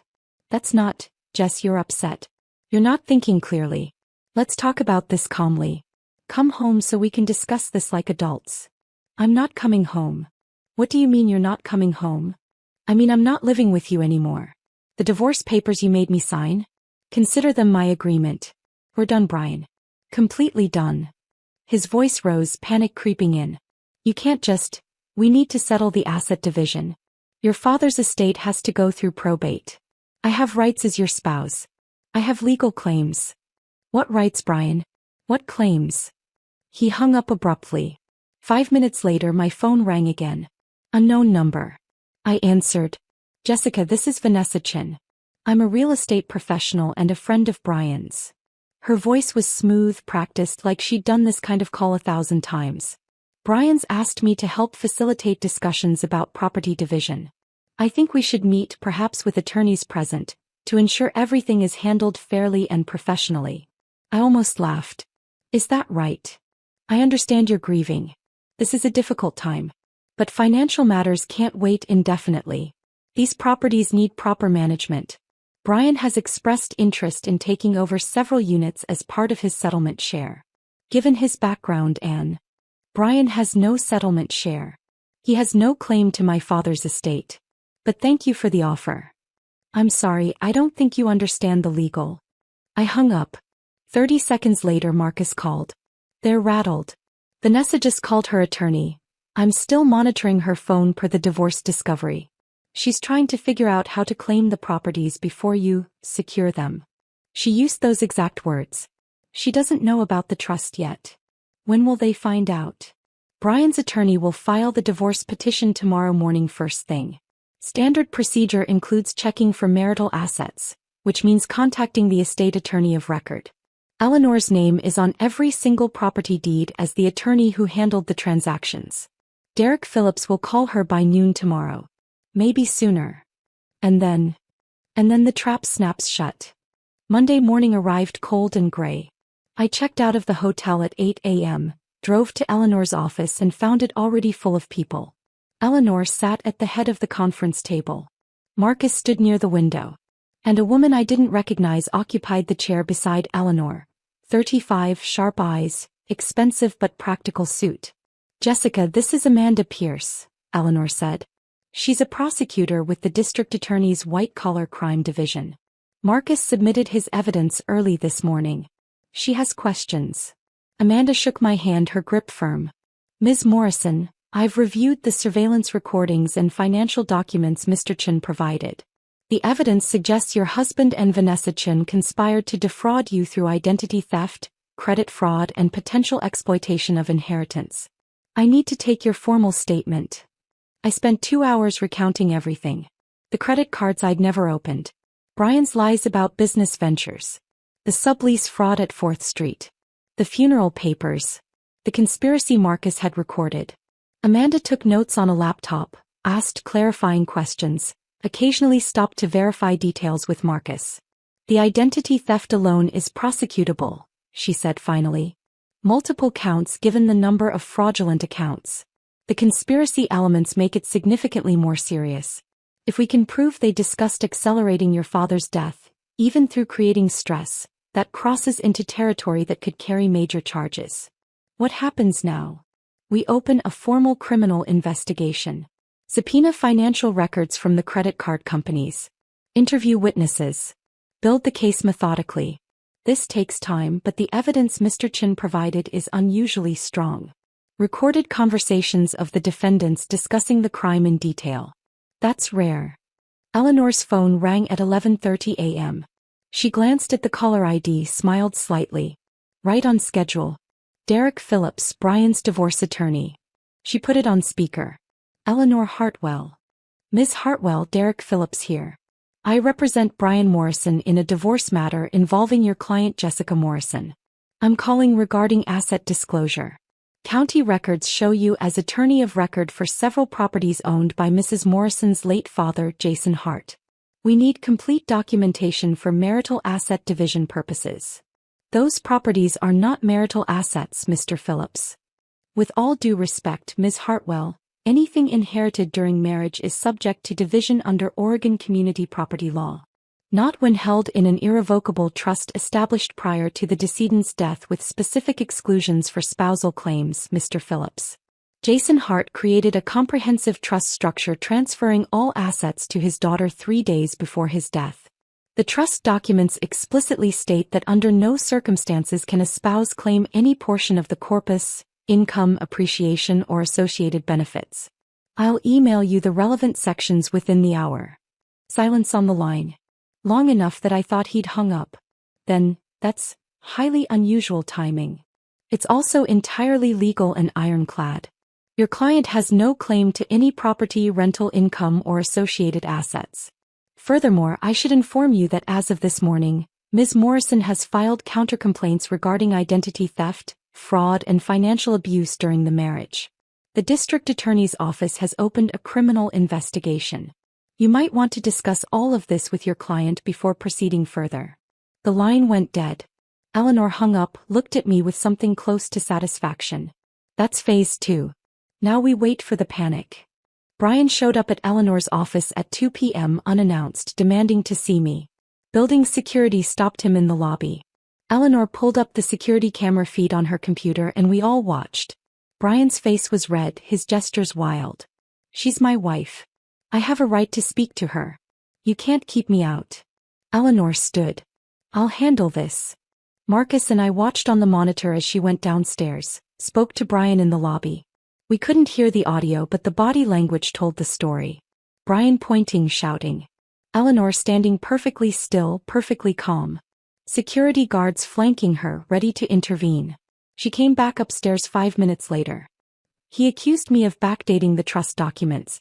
Said he'd prove fraud. I informed him the trust was executed Wednesday, witnessed by 3 people including a notary public, recorded with video testimony, and filed with the county Thursday morning before his father-in-law's death. Public record, fully documented, entirely legal. Marcus rewound the security footage, turned up the audio. We listened to Brian's voice, increasingly desperate. This is because of Vanessa. She told me this would be easy. She said. He'd stopped himself, but not soon enough. He just confirmed conspiracy on camera, Marcus said. That recording goes straight to Amanda. I sat there watching my husband, my soon-to-be ex-husband, unravel on a security monitor and felt absolutely nothing. No satisfaction. No guilt. Just a hollow emptiness where 7 years of marriage used to be. What does he do now? I asked. Eleanor pulled out her calendar, made a few notes. He'll call Vanessa, panic together, probably hire a criminal defense attorney who'll tell them they're in serious trouble. Within 48 hours they'll realize the full scope. The properties they can't touch. The evidence they didn't know existed. The legal walls closing in from multiple directions. And then... Marcus answered, his voice quiet with certainty. Then they turn on each other. It's what people like them always do. Vanessa will blame Brian, claim he misled her about the inheritance value. Brian will blame Vanessa, say she manipulated him into the fraud. They'll both try to cut deals with the prosecutor, throw the other person under the bus to save themselves. Predictable as sunrise. I thought about Dad's letter. About the trap he'd built in 72 hours. About how he'd known exactly how this would unfold. My father was a genius. Eleanor shook her head slightly. Your father was a man who loved his daughter and refused to let her be destroyed. The genius was in the preparation. The love was in the protection. Tuesday morning, Marcus called before I'd even finished my coffee. Can you come to my office? There's more you need to know about Vanessa. A lot more. I arrived an hour later to find his desk even more cluttered than before. Folders stacked everywhere, each one labeled with dates, locations, names I didn't recognize. He gestured for me to sit, then spread the folders out like he was laying out a timeline. I've been investigating Vanessa for 8 months. What I showed you Friday was just the surface. Enough to help your father build his case. But Jessica, your husband wasn't Vanessa's first target. He wasn't even her second or third. Brian was number 4. He opened the first folder. Inside were photos of Marcus himself, younger, smiling, standing next to Vanessa at what looked like a wedding. I married her 6 years ago. Met her at an open house. She was the listing agent I was looking for investment property. She was charming, successful, attentive. Made me feel like the most important person in the room. We dated for 8 months, got married at City Hall, started what I thought was a real partnership. His voice stayed flat, professional, but I heard the pain underneath. I'm a private investigator. I investigate people for a living. But I never investigated her. That was my mistake. She drained $80,000 from our joint accounts over 18 months. Claimed they were bad investments, market downturns, things beyond her control. By the time I figured out she was lying, the money was gone. The divorce cost me another $100,000. I was her learning curve, the one she practiced on. He opened the second folder. A photo of an older man, maybe 65, kind face, thinning hair. Thomas Bradley. Widower. Vanessa met him 2 years after our divorce. His wife had died of cancer, left him $300,000 in life insurance. He was lonely, vulnerable, grieving. Vanessa dated him for 4 months, played the role of supportive girlfriend, convinced him to invest in a real estate development opportunity she was managing. Exclusive investment, limited partners, guaranteed returns. Marcus pulled out documents, investment agreements, promissory notes, all professionally printed and completely fake. The opportunity didn't exist. She took his $300,000, strung him along for 6 months with fake updates, then disappeared. Thomas lost everything. Had a stress-related heart attack, died alone in his apartment. No criminal charges were ever filed because technically he'd willingly signed investment documents. The fraud was too sophisticated to prove. He opened a third folder. A professional headshot of a man in his 40s, expensive suit, confident smile. David Park. Businessman, married, owned 3 commercial properties in Portland. Vanessa targeted him last year. She initiated an affair, convinced him she was in love, that his wife didn't appreciate him. Classic stuff. But here's where she got clever. She convinced him to put her name on property deeds for estate planning purposes. Told him it would protect the assets if his wife ever filed for divorce. Marcus showed me property records, deed transfers, notarized documents. When his wife found out about the affair and filed for divorce, the discovery process revealed Vanessa legally owned half his commercial properties. She walked away with $1.2 million in the settlement. David's business collapsed. Last I heard, he was working construction to pay off the debts. He opened the 4th folder. Photos of Brian. Surveillance images of him with Vanessa at restaurants, coffee shops, hotels. Then came Brian Morrison. She researched your family before ever approaching him. Real estate agents have access to property records most people don't know how to search. She pulled your father's holdings, traced acquisition dates, estimated current values. She knew you were sitting on millions before Brian did. Before you did. Marcus pulled up a timeline on his laptop, color-coded entries showing Vanessa's movements over 18 months. She cultivated Brian deliberately. Showed up at the same coffee shop he frequented. Randomly, attended the same networking events. Made it seem like fate. By the time they started the affair, she'd already done complete financial background checks on both of you. I stared at the folders, the pattern sickeningly clear. Why hasn't she been arrested? For victims, millions stolen, and she's just walking around free. Because she's careful. Everything looks consensual. Bad investments that victims agreed to. Estate planning that victims requested. Relationship drama that's messy but not illegal. By the time victims realize what happened, she's moved on to the next target. Evidence is scattered. Jurisdictions don't talk to each other. And men like Thomas and David were too embarrassed to push for prosecution. He pulled out the thickest folder, this one with my name on the tab. But the recordings I've collected over the past 3 months change everything. They document Vanessa planning crimes before committing them. Instructing Brian on how to commit identity theft. Discussing ways to accelerate your father's death through stress. Bragging about previous victims. It's all there in her own words. You recorded her for months? I had to. She destroyed my life, destroyed 3 other men that I know of, probably more I haven't found yet. When I saw her with Brian, saw the pattern starting again, I knew I had to act. I couldn't let her destroy another family. His voice cracked slightly for the first time. Sending that photo to your father was my Hail Mary. I didn't know if he'd respond, if he'd believe it, if he'd do anything about it. I definitely didn't know he'd move so fast, build such a comprehensive legal defense in 72 hours. But I'm glad he did. He saved you from something that would have destroyed you. Amanda Pierce arrived at Marcus's office around 11 a.m. with news that made the situation even more twisted. We subpoenaed Vanessa Chen's medical records this morning as part of the fraud investigation, she said, opening her laptop. Jessica, there's something you need to know. Something Brian definitely doesn't know. She turned the screen toward me. Medical records from a gynecologist's office. Vanessa claimed to Brian she was 8 weeks pregnant. That was the pressure point. The reason he needed to leave you immediately, serve the divorce papers, secure his share of your inheritance before the baby arrived. Brian mentioned it to his attorney mentioned it in a preliminary filing. That's how we knew to look. Amanda scrolled through the records. According to her gynecologist's files, Vanessa had a bilateral tubal ligation 4 years ago. That's voluntary permanent sterilization. She cannot get pregnant. She hasn't been pregnant. The whole thing was a lie. The room tilted slightly.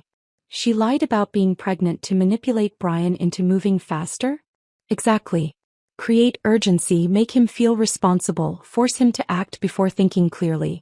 Marcus found evidence she did the same thing to David Park. Claimed pregnancy, pushed for marriage, created a timeline that pressured him into decisions he wouldn't have made otherwise. By the time the truth came out, she'd already secured the property deeds. Marcus leaned forward. It's psychological manipulation. Pregnancy creates emotional bonds, makes men feel protective, overrides rational decision-making. She uses it like a weapon. Amanda continued scrolling. There's more. We ran a comprehensive background check. Vanessa's divorce from Marcus was finalized 2 years ago, but she remarried 8 months ago. A man named Stephen Walsh in Las Vegas. Real estate developer, recently widowed, owns multiple properties in Nevada. She's still legally married to him. She's married. The information kept getting worse. Does Stephen Walsh know about Brian? We contacted him this morning. He had no idea. Thought his wife was on business trips when she was actually in Oregon with your husband. He's filing for an annulment and cooperating with our investigation. Marcus pulled up more files. Which means Vanessa's relationship with Brian is bigamy on top of adultery. Any claims she might make about relationship damages or emotional harm are void. She was committing crimes the entire time. Where's Brian now? I asked. Still at the hotel downtown, Marcus said. Making dozens of phone calls, to attorneys, to Vanessa, to friends. He doesn't know about the pregnancy lie yet. Vanessa's been avoiding his calls since Monday afternoon when she realized there's no money to access. She's cutting him loose. Of course she is. He's useless to her now. Amanda closed her laptop. We're building criminal cases against both of them, but Vanessa's the primary target. She's the architect, the planner, the one with the pattern of behavior. Brian's the tool she used. That doesn't excuse what he did, but legally the conspiracy charges will stick much harder to her. I thought about Brian, manipulated into manipulating me, both villain and victim of the same woman. What happens to him? That depends on his cooperation, Amanda said. If he provides testimony against Vanessa, details about her planning and instructions, we might recommend reduced charges. Maybe probation instead of prison time. If he refuses to cooperate, he faces the full weight of identity theft, fraud, and conspiracy charges alone. Could be 5 to 7 years. He won't cooperate, I said quietly. He's too proud to admit he was played. He'll convince himself it was all his idea, that he was in control the whole time. Then he'll go to prison, Marcus said simply. That afternoon Maria called. Jessica, we're organizing a meeting tonight at the Morrison Street community room. All of your father's tenants.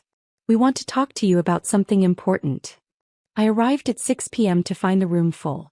23 people, ranging from elderly Curtis to the young Johnson family with their toddler Emma. They'd brought food, casseroles, cookies, fruit, and arranged chairs in a circle like a support group. Maria stood up as I entered. We know you're going through something terrible. We know about the divorce, about the man your father tried to warn you about. We wanted you to know, we're here for you. Whatever you need, however we can help. Curtis stood next, his voice gruff but warm. Your daddy took care of us for decades. Never raised rent unfairly. Fixed things himself to keep costs down. Treated us like family, not tenants. Now it's our turn. We take care of Jason's daughter. That's how family works. The Johnsons spoke next. We've been documenting everything at the 4th Street property. The vape shop Brian allowed, the lease violations, the problems he caused. We've got photos, dates, witness statements from neighboring businesses. Whatever you need for the legal case, we've got it. One by one, tenants shared stories I'd never heard. Dad helping families through job losses. Waiving rent during medical emergencies. Showing up with groceries when someone was struggling. Fixing cars, babysitting grandkids, attending graduations and weddings. He never told me any of this, I whispered. Maria smiled, tears in her eyes. Your daddy wasn't the bragging type. He just did what needed doing. But now you understand what you inherited. Not just buildings, Jessica. Community. People who love this family. People who want to help you the way Jason helped us. I cried in that community room, surrounded by strangers who felt more like family than my own husband had. These were the people Dad had built relationships with. The lives he'd touched. The legacy that mattered more than any property value. I'll take care of you, I promised. The way Dad did. Nothing changes. The buildings stay affordable, the repairs get done, the community stays together. They applauded.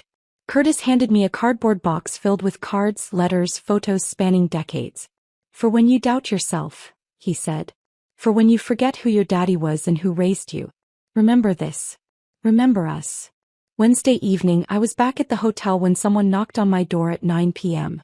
I looked through the peephole. Brian looking terrible. Unshaven, red eyes, wrinkled clothes like he'd slept in them. I opened the door with the chains still on. What do you want, Brian? Please. Just 5 minutes. I need to talk to you. Against my better judgment, I let him in. He sat on the edge of the bed, head in his hands, the picture of defeat. I messed up. I know I messed up. Vanessa played me. The pregnancy was fake. Did you know that? I know. She's not answering my calls. Her attorney sent me a cease and desist letter. She's claiming I harassed her, that the fraud was all my idea, that she's a victim. She's throwing me completely under the bus. I sat in the chair by the window, keeping distance between us. What did you expect? I don't know. I thought. He looked up, and for a brief moment I saw the man I'd married 7 years ago. Young, hopeful, full of dreams that never materialized. I thought your dad's money would fix everything. My failures, our problems, all of it. I thought if I could just access those properties, I could turn my life around, prove I wasn't worthless. So you committed fraud. Served me divorce papers at my father's funeral. Conspired with your mistress to steal my inheritance. When you say it like that. That's what you did, Brian. He started pacing. I know I can't fix this. I know you hate me. But Jess, they're going to arrest me. The prosecutor called my attorney. Identity theft, fraud, conspiracy. I could go to prison for years. You should have thought about that before opening credit cards in my name. I'm sorry. I'm so sorry. If I could take it back. But you can't. Sorry doesn't fix anything. He moved toward me, desperate. What if I testify against Vanessa? Give them everything she said, everything she planned? Will that help? Will you ask them to go easier on me? I looked at this man I'd shared 7 years with and felt nothing but tired. I'm not asking anyone to do anything for you, Brian. You made your choices. Now face the consequences. So that's it? You're just going to let me go to prison? I'm going to let the justice system do its job. He left without another word. I locked the door, feeling nothing. No satisfaction, no sadness. Just relief that it was finally over. Marcus called minutes later. Brian just left. Did he threaten you? No. He begged. It was pathetic. Good. Hotel security recorded the conversation. Hallway camera caught audio. He admitted to the fraud, admitted Vanessa manipulated him. Amanda will use that. I hung up and opened my laptop. Started researching property management courses, tenant rights laws, everything I'd need to know to run Dad's empire properly. The revenge was working. But that wasn't enough anymore. I had a legacy to build. Thursday morning, I was at a coffee shop near the hotel researching nonprofit incorporation procedures when Amanda called.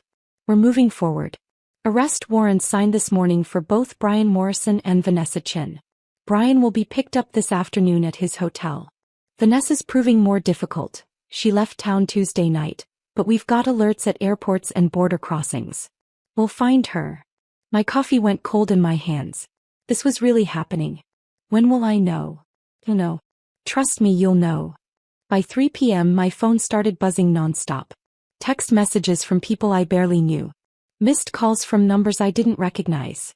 I finally answered one. Sharon from the hospital billing department. Jessica. Oh my God, are you okay? It's all over the news. Your husband was arrested. They're saying fraud, identity theft, conspiracy. Is it true?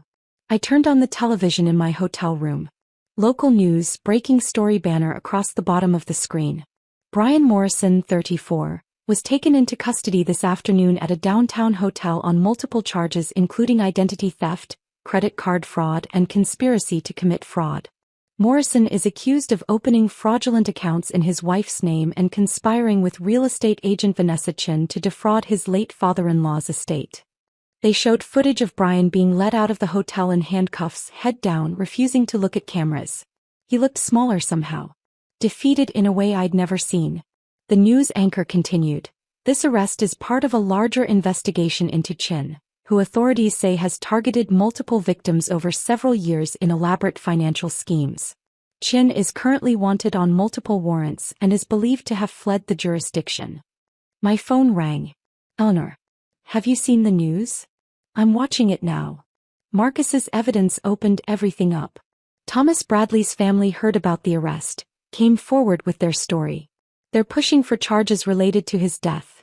Elder abuse, fraud, whatever will stick. David Park filed a civil suit this morning seeking to recover the $1.2 million Vanessa took in his divorce. The whole pattern is unraveling. I sat on the hotel bed watching my husband's arrest play on loop on 3 different news channels. Brian's attorney called me an hour ago, Eleanor continued. He's already negotiating a plea deal.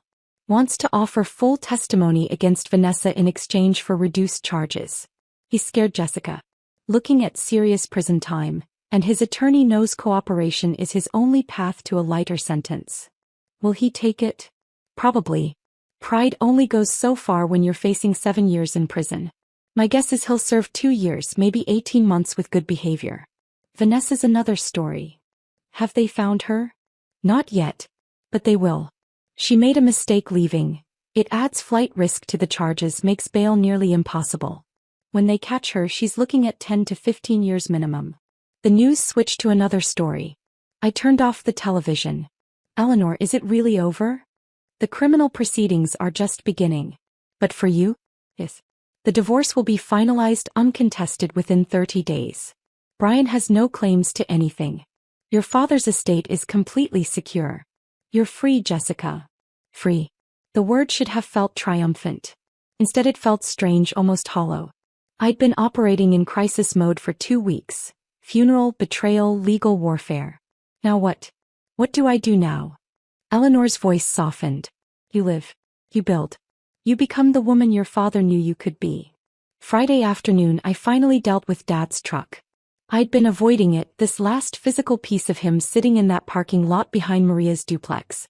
But I couldn't leave it there forever. I drove to 7th Avenue, parked next to the old Ford pickup.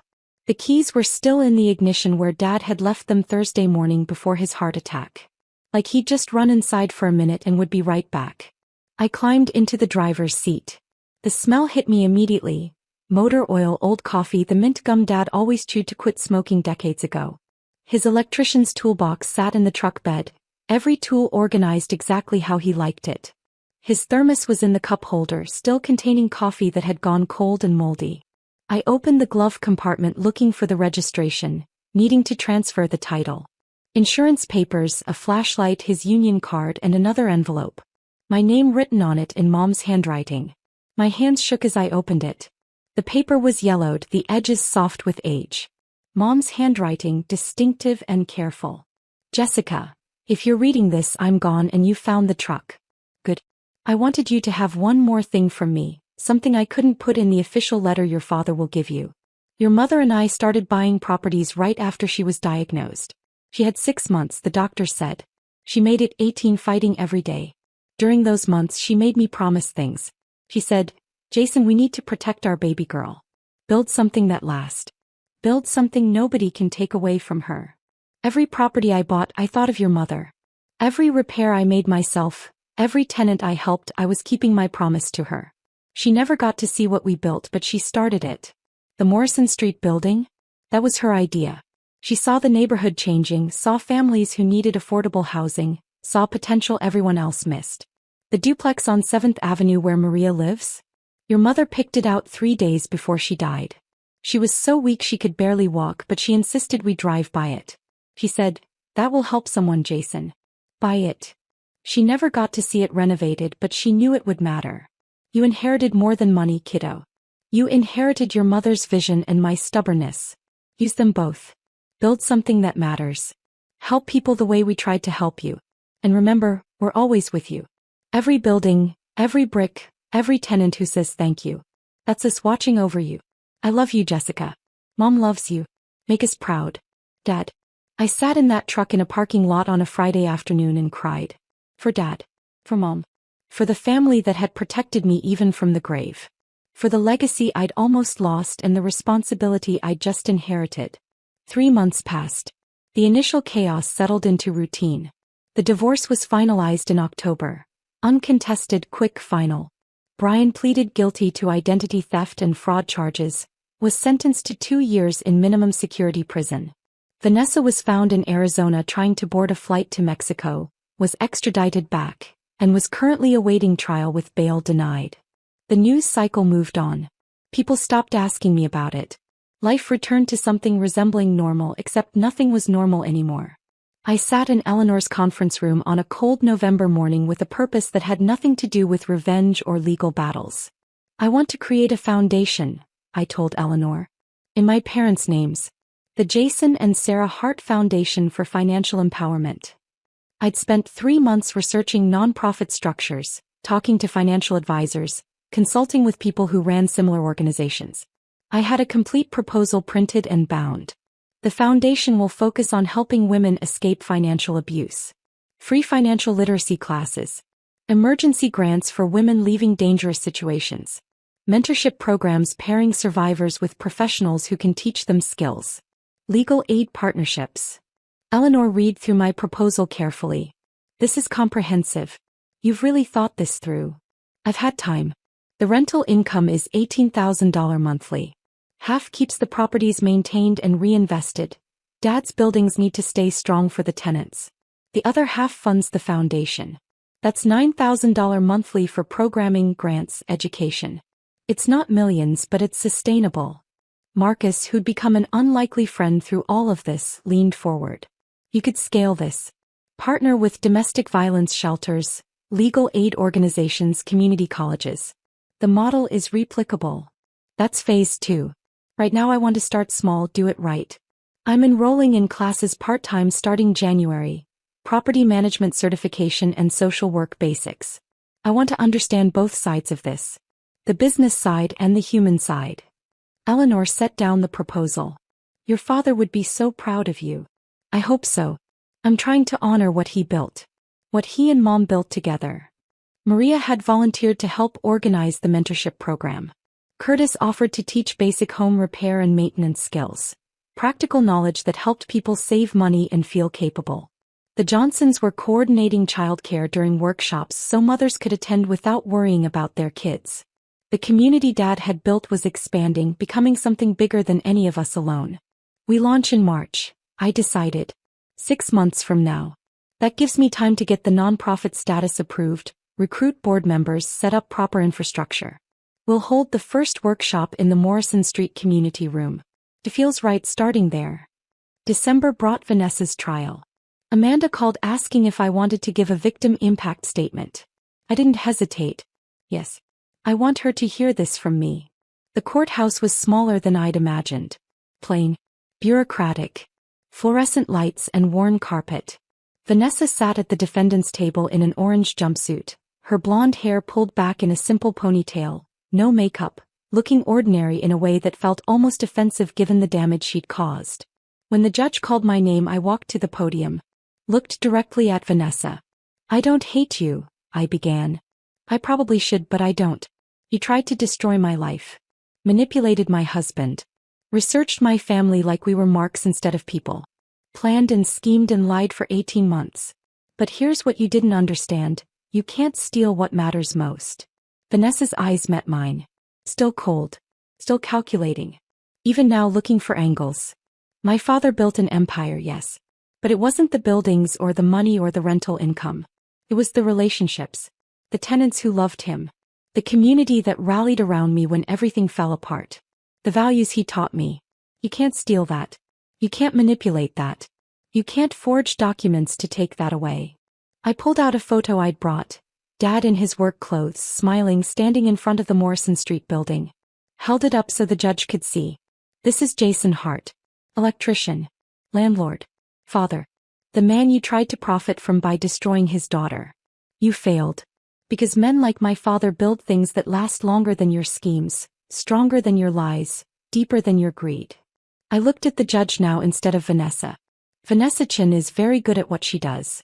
She's ruined lives, destroyed families, stolen futures. She'll do it again if given the chance. I'm not asking for revenge.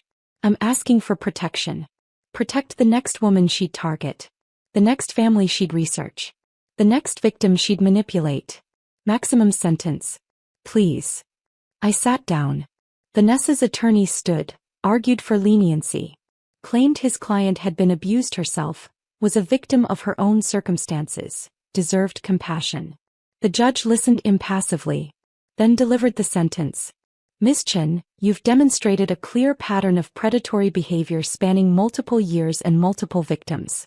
You've shown no remorse, no acceptance of responsibility, no indication you would behave differently if released. You are a danger to vulnerable people. I'm sentencing you to 12 years in state prison with mandatory restitution to all identified victims and a lifetime ban from any real estate licensing or financial services work." Vanessa's face crumpled. For the first time she looked genuinely afraid. Bailiffs led her away in handcuffs. I felt nothing but relief. Not triumph. Not satisfaction. Just the quiet relief of a door finally closing. Outside the courthouse, Marcus waited on the steps. "How do you feel?" "Like I can breathe properly for the first time in months. It's finally over." I shook my head. "Dad won this. He set everything in motion. I just showed up and signed papers where he told me to." Marcus smiled. "You did a lot more than that. You honored his legacy. You're building something he'd be proud of. That's not just winning. That's transformation." We walked to the parking lot together. The December air was cold, clean, promising snow. I had a property management class to get to, then a meeting with the nonprofit lawyer about the foundation paperwork. Dad's truck was gone. I'd donated it to a vocational program that taught young people auto mechanics. But his legacy was everywhere. In the buildings he'd bought. The tenants he'd helped. The daughter he'd protected even in death. I was just getting started. 6 months after Vanessa's sentencing, I stood at the front of the Morrison Street community room watching 40 women file in for the first workshop of the Jason and Sarah Hart Foundation. They came in slowly, hesitantly. Some brought children who immediately gravitated toward the play area the Johnsons had set up. Some brought friends for moral support. A few came alone, sitting in the back, arms crossed defensively like they expected judgment. I recognized that posture. I'd worn it myself not that long ago. Maria stood beside me, greeting people as they entered. Curtis was setting up the refreshment table, coffee, tea, store-bought cookies because nobody had time to bake. Simple. Practical. Exactly what Dad would have done. At exactly 10 a.m. I stepped to the front of the room. My hands shook slightly holding my notes. "Good morning. My name is Jessica Morrison, and 6 months ago I discovered my husband had been committing identity theft and fraud for years.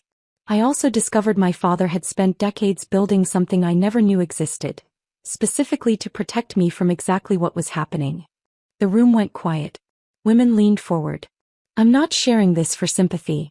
I'm sharing it because every woman in this room has a story too. Stories of being controlled through money. Stories of not knowing what bills exist or what accounts are open in your name. Stories of being trapped because leaving means losing everything." A woman in the third row nodded, tears already forming. "This foundation exists because my father believed in building things that last. He believed in protecting family. He believed that knowledge is power and community is survival. Today we start learning together." The workshop covered basics I wish someone had taught me years ago. How to check credit reports. How to recognize financial red flags in relationships. How to understand asset protection and build savings even on minimum wage. How to document financial abuse. How to leave safely. Maria co-taught, sharing her own story of divorce 19 years ago. How Dad had given her housing when she had nothing. How she'd rebuilt slowly, carefully, one paycheck at a time. Curtis taught a session on basic home maintenance. How to fix a leaky faucet, change air filters, handle minor repairs. Skills that saved money and built confidence.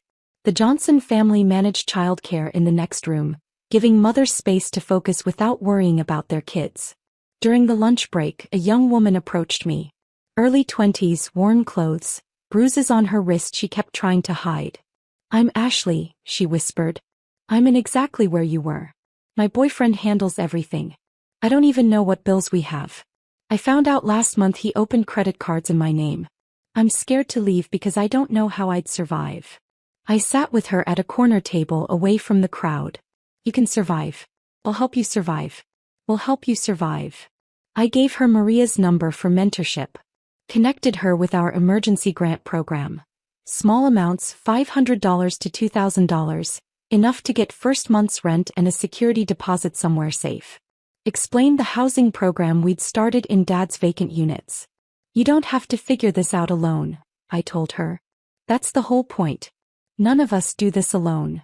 By the end of the day, 37 women had enrolled in our ongoing program. 3 had requested emergency grants. 2 were moving into the foundation housing units next week. 5 had exchanged phone numbers, forming their own support network.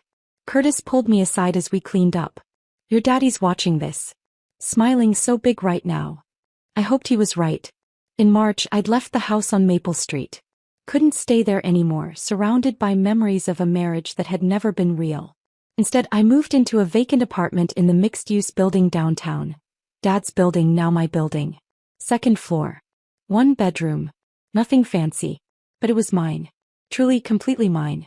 I furnished it slowly from thrift stores and tenant donations. Maria gave me her old kitchen table when she upgraded. Curtis built me bookshelves from reclaimed wood. The Johnsons helped me paint the walls a soft blue I'd always wanted but Brian had said was too bold. I hung photos everywhere. Mom and Dad on their wedding day. Dad in his work truck. Mom holding baby me in the hospital. The family I came from. The legacy I was continuing. Some evenings I sat on the small balcony with coffee, watching the street below come alive. The coffee shop on the corner was owned by Linda, who'd been Dad's tenant for 12 years before he helped her buy the business. The bookstore next door belonged to an elderly couple who'd rented from Dad for 2 decades and still sent me Christmas cards. The community center across the street hosted basketball games until dark, kids laughing and arguing over fouls. This was what Dad had built. Not just buildings. Life. Community. Hope. I started attending Property Management Association meetings. Met with tenants monthly to hear concerns and feedback. Learned to read complex lease agreements and navigate city housing codes. Took online courses in property maintenance and tenant relations. Miguel, who'd managed Dad's properties for 15 years, became my mentor. Your father had a philosophy, he explained one afternoon while we toured a unit that needed renovation. He said, treat people like family and mostly they'll act like family. He trusted tenants. Gave second chances. Fixed things fast. Kept rent reasonable. Business people said he was leaving money on the table. He didn't care.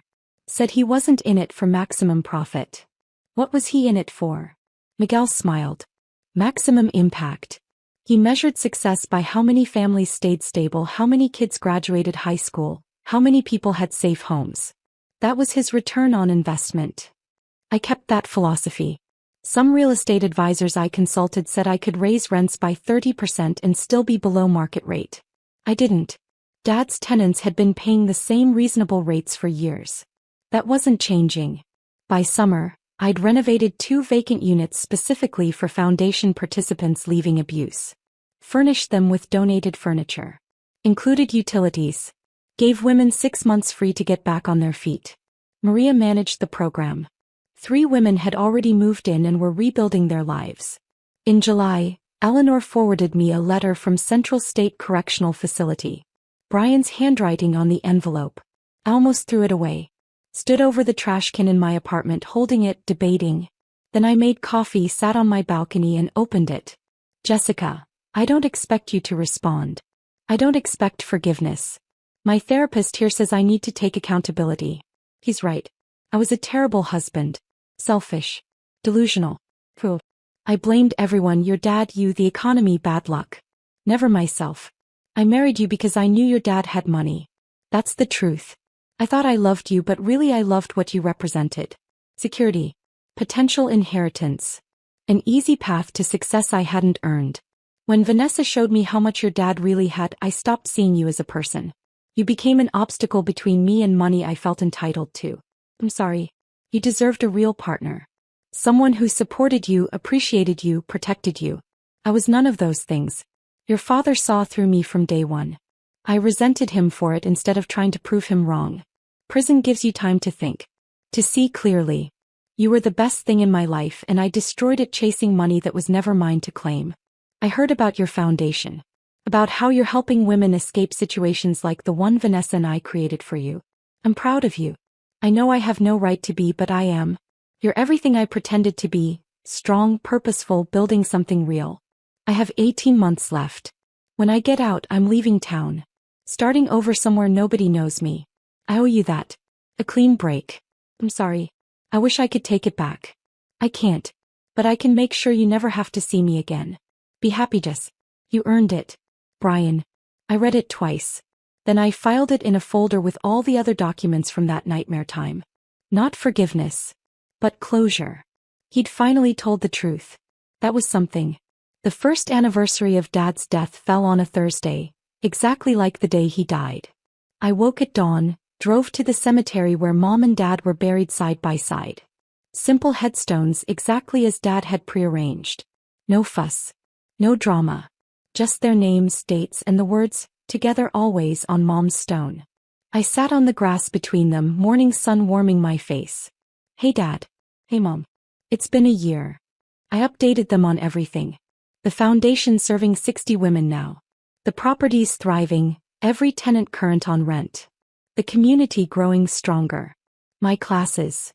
Halfway through property management certification, planning to start social work courses in the spring.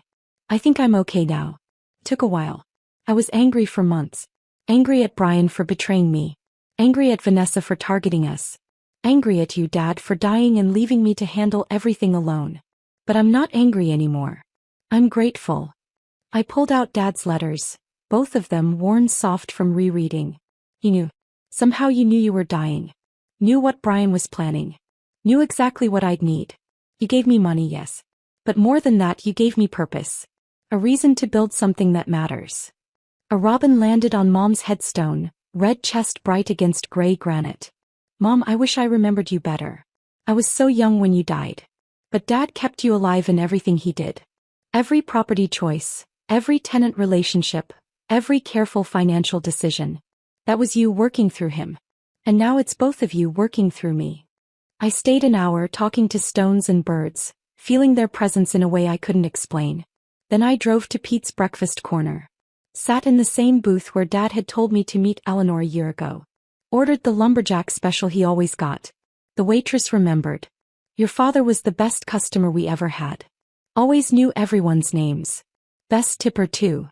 I left a $50 tip on a $12 meal. What Dad would have done. That evening, the foundation held our one-year celebration. 60 people packed the Morrison Street community room. Current participants, graduates of the program, volunteers, donors, tenants, community members. Maria spoke about lives transformed. Curtis talked about Dad's legacy living on through service. The Johnsons shared how their family had found purpose helping others. Then Ashley stood up. The young woman from our first workshop. "A year ago I was trapped. Broke. Feared. Convinced I couldn't survive alone." Her voice shook but held strong. "Jessica and this foundation gave me a path out. Emergency grant for apartment deposit. Maria mentoring me through budgeting. Curtis teaching me to change my own oil so I wasn't dependent on my ex for car maintenance." She paused, wiping tears. "I finished medical billing certification. Got hired at Memorial Hospital, actually working in Jessica's old department. I'm supporting myself now. I'm free. This foundation didn't just help me. It saved my life. And the man who built all this never even met me. That's legacy." I stood to close the evening, looking at faces of women who'd survived, children playing safely, a community built on mutual support. My father used to say, "Build things that last." He meant buildings, yes. But he also meant this: relationships, support systems, hope. We've built something here that will outlast all of us. Something that grows stronger every year. I raised my cup of punch. To Jason and Sarah Hart. To second chances. To women who refuse to stay broken. To being stronger together than alone. To Jason and Sarah Hart. Everyone echoed. That night, I lay in my apartment listening to the city sounds below. Distant traffic, voices from the street, life happening all around me. Peace. That's what I felt. Not happiness exactly. Not the absence of grief. But peace. The acceptance that life gives you tragedies and gifts simultaneously, and what matters is what you build from both. Dad gave me $5 million. But his real gift was showing me who I could become. Not someone who inherited wealth. Someone who used it for something larger than herself. I fell asleep thinking about tomorrow's property inspection. Next week's workshop. Next month's tenant appreciation dinner. The life I was building, brick by brick, relationship by relationship, exactly how Dad had taught me without words. The revenge I'd gotten wasn't destruction. It was reconstruction. Brian and Vanessa tried to bury me. They planted me instead. And I grew into someone my father would recognize, my mother would love, and I could finally respect. Dad's will didn't just protect money. Protected me. From predators who saw me as a target. From a marriage erasing who I was. from a life too small for who I was meant to become. His final gift wasn't buildings or rental income or legal documents. It was permission to become myself. And I was just getting started. If this story of a father's final protection had you gripped from start to finish, hit that like button right now. My favorite part was when Jessica signed those divorce papers at the funeral, knowing Brian had already lost everything. What was your favorite moment? Drop it in the comments below. Don't miss more powerful stories of resilience and justice. Subscribe and hit that notification bell so you never miss an upload.